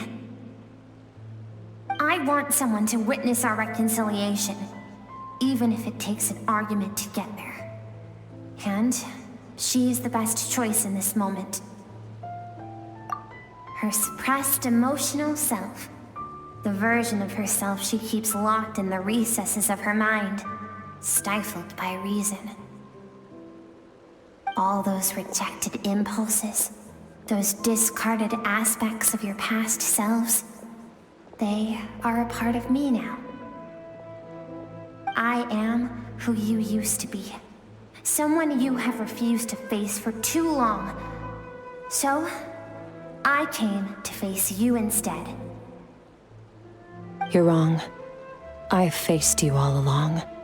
And that's exactly why I keep you locked here. Your existence makes me weak. Moments of joy and longing are when we are most vulnerable.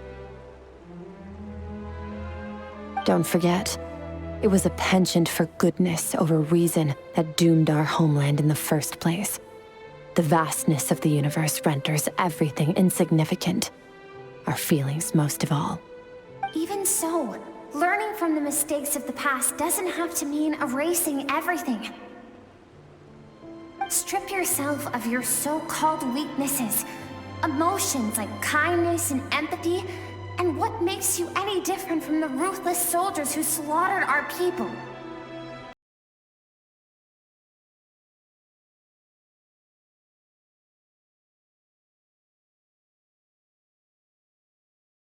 Kindness I can offer. I've shouldered everything you couldn't carry. I rose above the numbness and emptiness, and it was cold, unfeeling reason that brought me this far. It made me who I am. It made me strong. That is the problem. I want to shoulder those things together. On the grand scale of the entire universe, maybe our feelings are vanishingly small, but why should that mean they don't matter? Emotion gives warmth to the cold expanse of space. It gives meaning to the world around us. Think back to those nights of gazing at the stars, those afternoons of exploring the unknown. Think back and let them grant you peace. A brief respite from the pressure you put on yourself. That isn't what we need. It's exactly what we need. Aren't you curious about why recovering your strength has taken longer than normal this time? Finally, you get to the important part. That is the only answer I came here to find. And look around.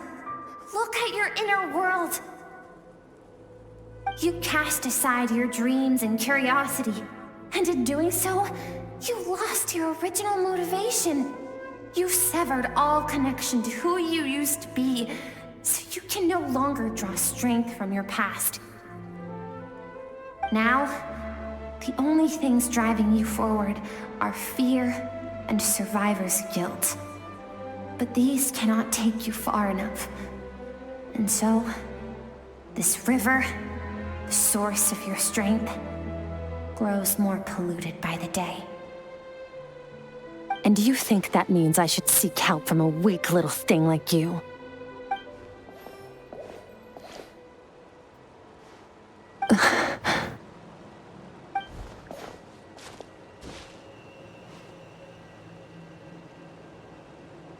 Thank you for saying that. I knew bringing you here would be the right choice. To be honest, I'm not here to argue with you. This isn't about who's right or wrong. And in fact, I agree that in order to make it through the wake of that tragedy, we had to distance ourselves from the pain through reason over emotion. But what is right at one point in time isn't always right forever. I know you will never forget that fire. I know the fact that you were the sole survivor fills you with guilt. And I know that among the voices that haunt you, mine is there too. Because deep down, You know that you didn't turn out to be the person you wanted to be. All those unfulfilled hopes are like knives to the heart. And I don't want you to hurt anymore. So even if you can't accept me, I hope, at least, that you can let go. I keep thinking, maybe it would be better if I had died. I wouldn't be haunted by that fire all the time. I wouldn't have to go on like this.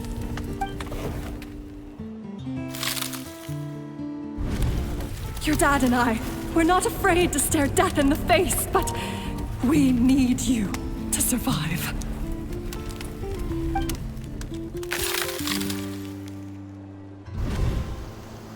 I'm sick of being a kid. There's so many amazing things out there, and I'm ready to see them all.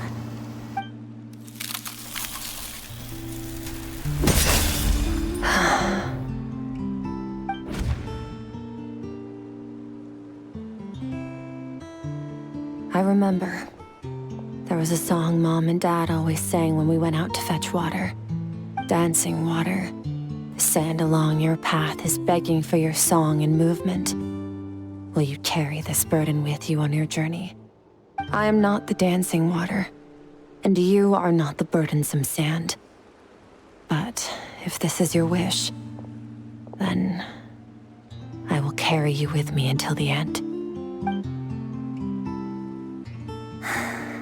Thank you. I should be thanking you.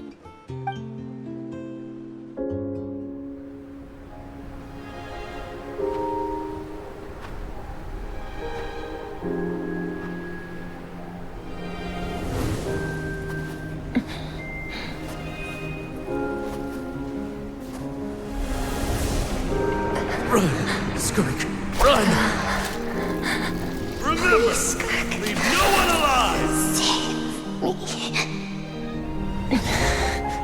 Heed my words, Skirk. Let fear take root in your soul. Did you survive?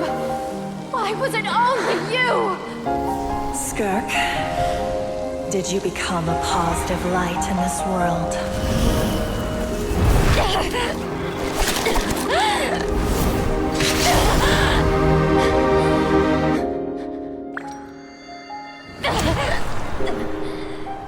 Hey, this doesn't have to be the end.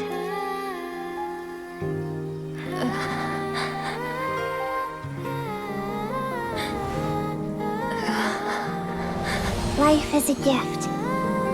Don't let darkness claim it.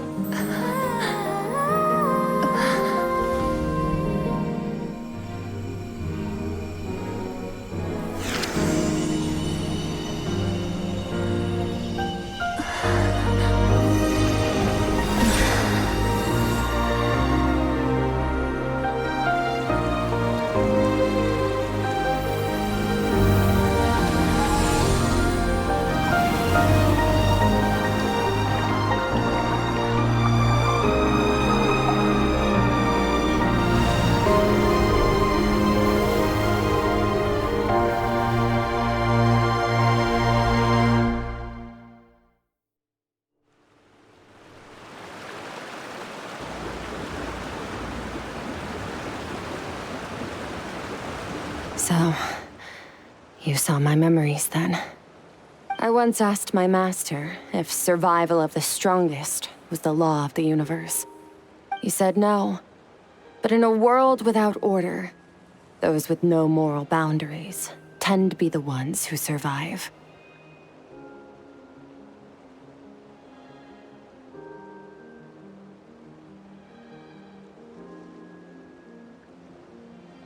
That's why, after hearing his answer, an idea came to mind. An idea that, one day, I would create a new world order. One in which there would never be another tragedy like that fire. One in which power was not the law of the land. But that means I must defeat him. Because my master, Sertologi, is, at the core, a defier of all rules and order. Yes. And not just because of the gap in our abilities, but also because I have no reason to see him as an enemy. Although his decision to train me was not made out of kindness, he did everything a master should. He saved my life, taught me the sword and the principles of strength. And for that, I respect him.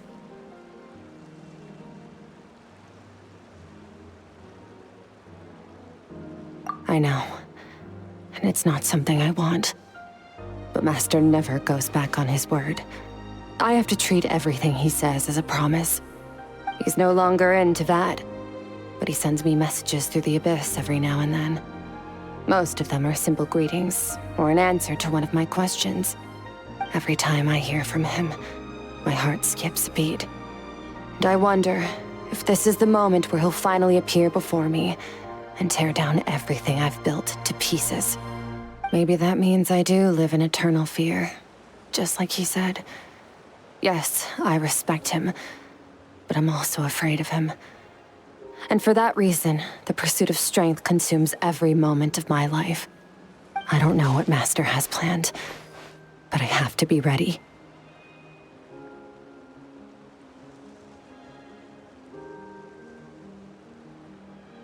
Help me?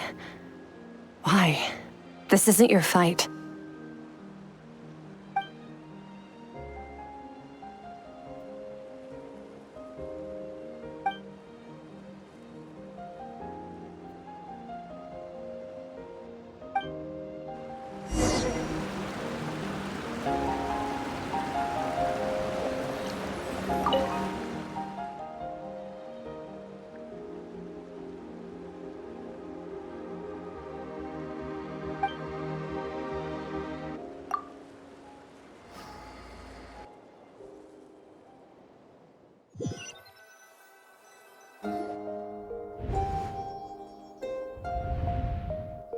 Oh, you're finally awake! Honestly, Paimon was gone for like 2 seconds and then she comes back and finds you both unconscious? Oh, you scared Paimon half to death! You're both okay, right? What does it look like? Only water from the source can cleanse the rot and filth that flows from the past into the future. I taught you to incorporate the experiences from your journey into how you fight. I suppose what happened today will become an inseparable part of who I am. Okay, so Paimon feels like she's missing some important context. But whatever. Paimon brought back tons of delicious snacks! Let's dig in!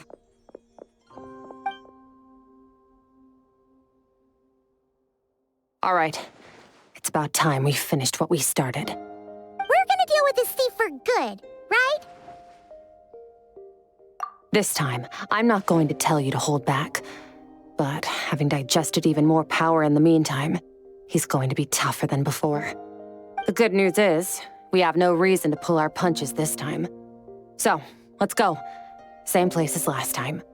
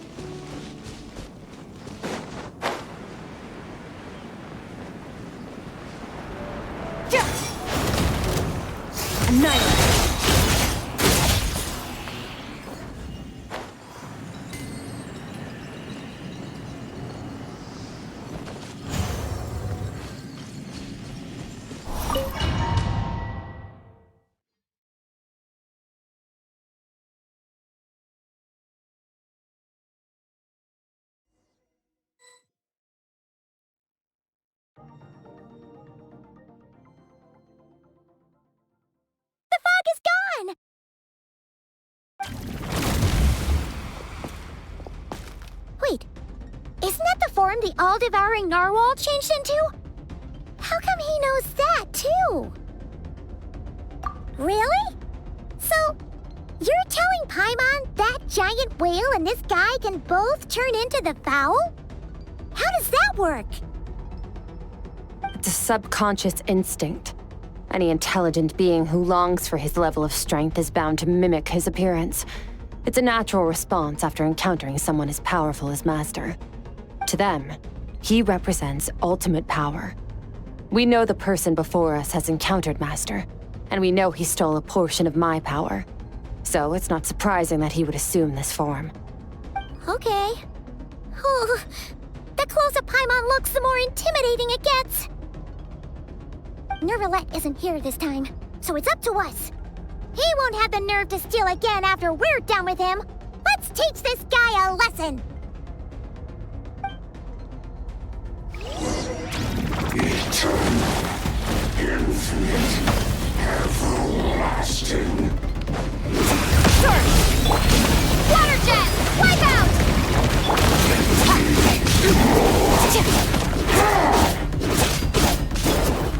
Merciless. Into the void.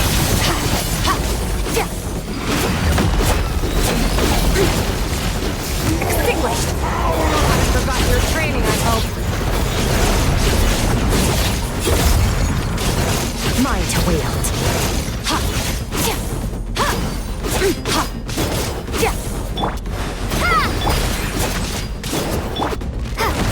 Water jet!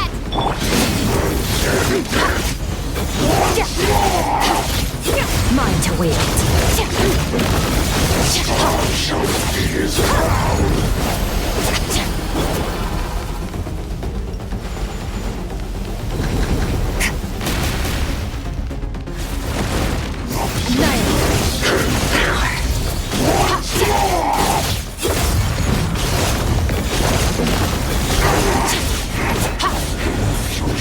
Beyond this world. Go!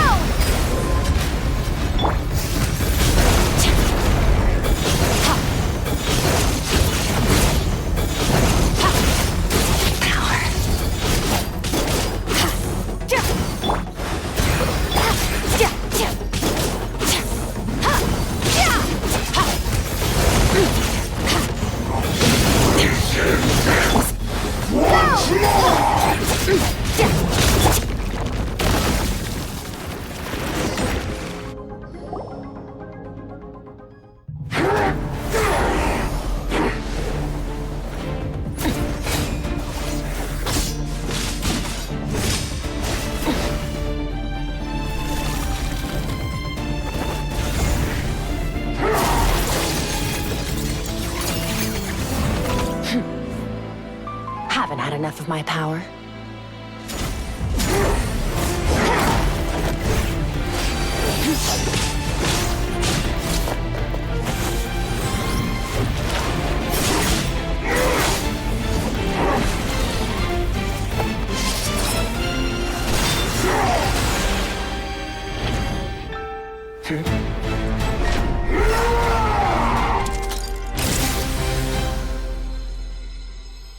Well then, let's see how much more of this power you can handle.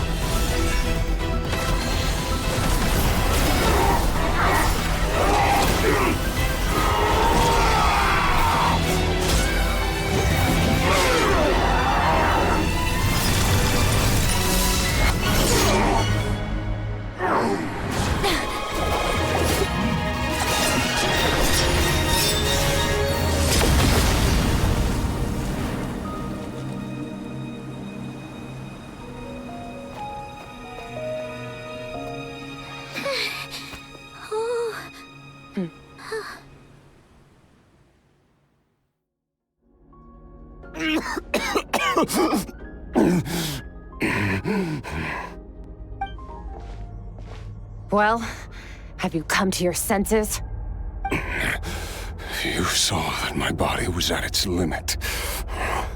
So, you deliberately channeled your power into me, knowing that it would destroy my shell from within. Such power.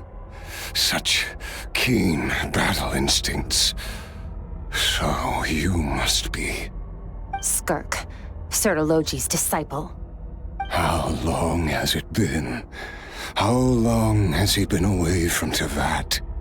Hundreds of years. Hundreds? Sorry, it's a lot to take in. I should introduce myself. I am Skofnungar, a friend of your master and one of his followers. This is the first time I've heard your name, Skirk. But hundreds of years ago, I knew you existed. And I knew you would come here. Hundreds of years ago? Sounds like you and Master have quite the history. Care to tell us about it? Of course. Might as well take advantage of a clear head while I can. The story starts a long, long time ago. I was born into a noble family in Conria. As the eldest son, I was set to inherit our title. But I contracted, and I trained the sword harder than anyone else. Over time, my heart hardened, and I became aimless. That was the point where I met your master, Sertologi. We were similar in age, but different in background. He was born in prison, the son of criminals who had been sentenced to death. He spent his childhood wandering the streets, facing more criticism than the literary works in the Universitas Magistrorum. Yet, he always wore a smile on his face, as if kindness and malice were one and the same, and he could not see the difference. I still remember what he said to me when we first met. You need to fight to survive. Even if it's a losing battle, it should light a fire under you. How can you sit back like this and go down without a fight? That does sound like something he would say. He was the first to acknowledge that I was worth something, and he inspired me to keep going. When we sparred together, it was the first time I'd actually felt the thrill of combat. When I was 10, he stole forbidden research materials and managed to cure my illness. It was like there was nothing in this world he couldn't accomplish. When it came... After his grand endeavor was successful, This planet no longer holds anything of interest to me, so I'm leaving. But first, I have an offer. I can use a power I have just refined to break the curse of immortality for you. Your death was once what we worked so hard to prevent. But the immortality you now face is a different kind of pain altogether. I'll pass. Immortality doesn't sound so bad to me. Since I can't die, it means I have an infinite amount of time to get stronger. Maybe I'll finally catch up to you one day, and we can spar like we used to. Are you sure? I cannot say when I will return. Your body, or rather, your soul, might not be able to withstand this curse. All I can do is try. After all, a wise man once... Wise indeed. Nor I. You know as well. All that a veneers... Sound. Of course. I'll be leaving then. Oh, and... Waiting for me in the primordial sea was... Your heart? That's... Because, of course, I... So, you used the curse to turn yourself into a vessel for power. Even with that whale's ability, devouring power like that is not something the human body can withstand. With your body and soul constantly at the breaking point, It was the curse of immortality that sustained you. But that is not the path to strength. You have to pour your heart into it, work for it, dream of it. Instead, you stole something that didn't belong to you, and it backfired. You're right. I should have known better, but I had already pushed myself to my limits, and he was still miles ahead of me. So I had to take a leap of faith. I miss your master. I miss the days when we were all together, troublemakers without a home. After the beating we just gave you, I think we can call it even.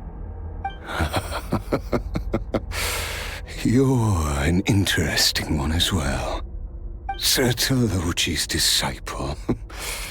That's a lot to live up to. It can't have been an easy experience. I know what he's like. He rules with an iron fist, using despair and fear to force you to catch up to him, all the while standing ever out of reach. We're like mountain climbers in the dark, never knowing how much higher we have to climb. True. But I made up my mind long ago. No matter how dark it gets, I will not give in to despair. I will overcome it. Besides, after hearing your story, I suspect what Master really wants is not a battle that demands his full strength, but rather a defeat without regrets. Oh? Since you're his friend, you must have some things in common. The first time we came here, when you stabbed me through the fog and stole my power, I felt no emotion coming from that spike. But when you had to devote all your strength fighting me just now, I could feel joy and passion emanating from your blade. It was the joy of a researcher discovering the truth of the world, the joy of an artist uncovering a temple of wonders. Interesting. I'm certain I didn't express those emotions outright. Yet you were able to read them from my blade, like a glimpse into my inner world. You're right. That battle brought me an unbridled sense of joy, and my defeat brings me no regret whatsoever. Exactly.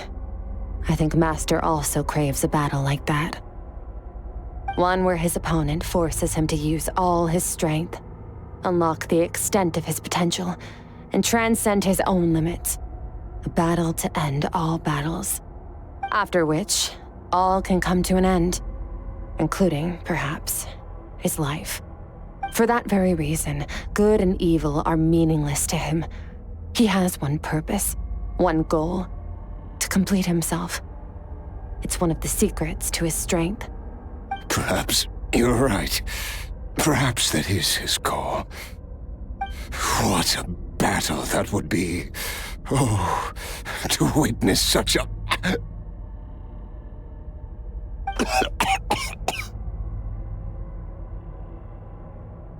Are you okay? Too many different kinds of power are surging through my body.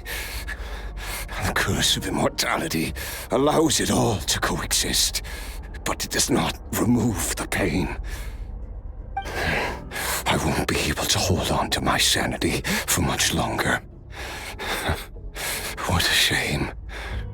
I would have loved to witness that battle. Sertologi once offered to free me from this curse. Now, I must ask that of you, Skirk. Can you release me from the pain? I can, but not through death, if that's what you were hoping for. It's not a suitable punishment for your crime. As an alternative, I can take your consciousness, along with all the power you've consumed, and smash it to pieces. The impurities will dissipate, and under the curse of immortality, your mind and body will regenerate. When that process is complete, you will be back to who you were before, no longer tortured by powers you can't control. But it will be a time-consuming and painful process. The decision is yours to make. I accept. And who knows? Perhaps I'll wake up in time to witness your great battle with Sertologi. I have faith that you'll be able to stand against him one day. Though I know it'll be a long and arduous road. If we are climbers in the dark, it appears the dawn has finally broken for me. But your ascent continues. At least, it looks like you are not alone on your journey. I will reach the top of this mountain, no matter what it takes.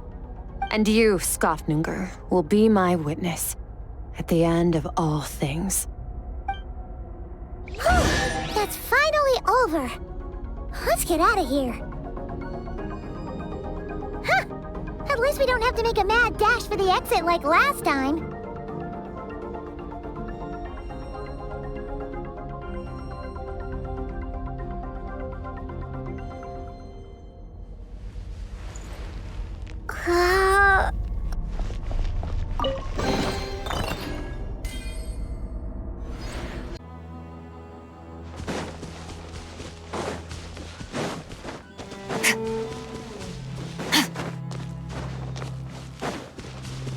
Merciless.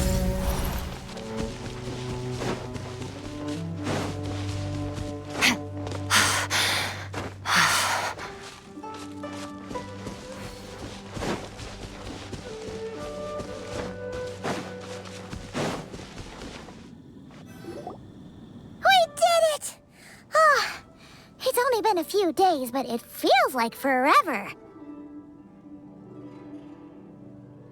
Once again, we've proved there's nothing we can't overcome. We're just that awesome. Wow, you sound even more confident than usual. Guess you really have become stronger. Today sure went by fast. It's night already. Oh wait, that reminds Paimon. The stars you mentioned, the ones that died out? Are they back now? Yes. The power Skafnungur stole has been returned. So, the stars have regained their light. Great!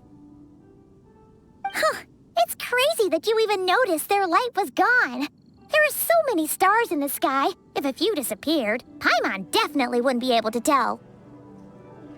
I suppose it's because I have gazed upon this sky for centuries. The false stars, hanging in the meticulously planned sky, glittering with rotten light. It's not real. And yet, it is for that very reason that I can look upon it and enjoy the momentary peace it brings. Even the most beautiful of bubbles has to burst. We will return to the real universe one day, whether of our own volition or not. Time marches ever forward. Even the innocent and naive will taste life's bitterness.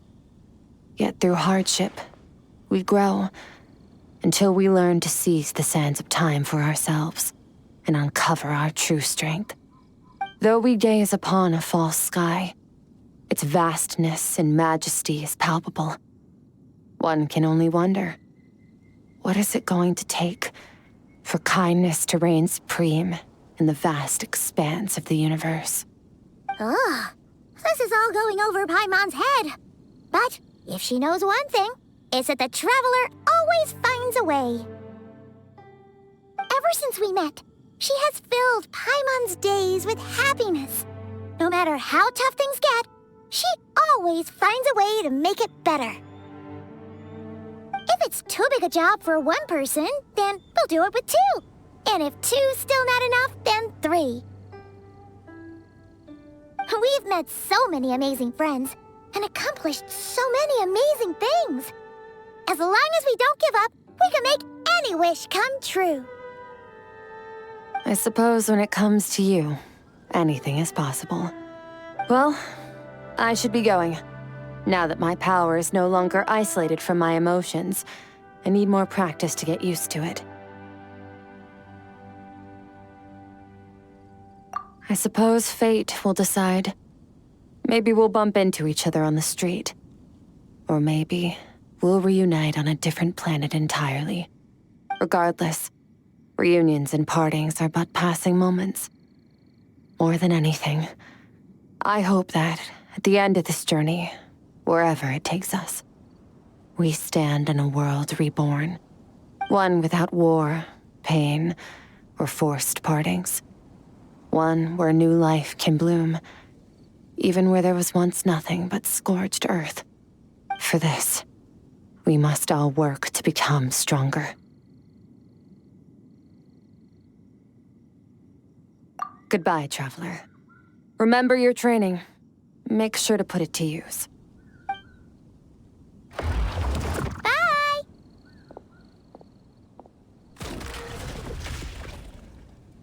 Is it just Paimon, or is she being nicer than before? We definitely count as friends after all that, don't you think? Hey, what do you think about camping here tonight? There's nothing quite like sleeping under the stars. Come tomorrow, we can continue our journey. Oh, and since Paimon treated you to that super nice meal at Wanmin Restaurant, it's about time you return the favor.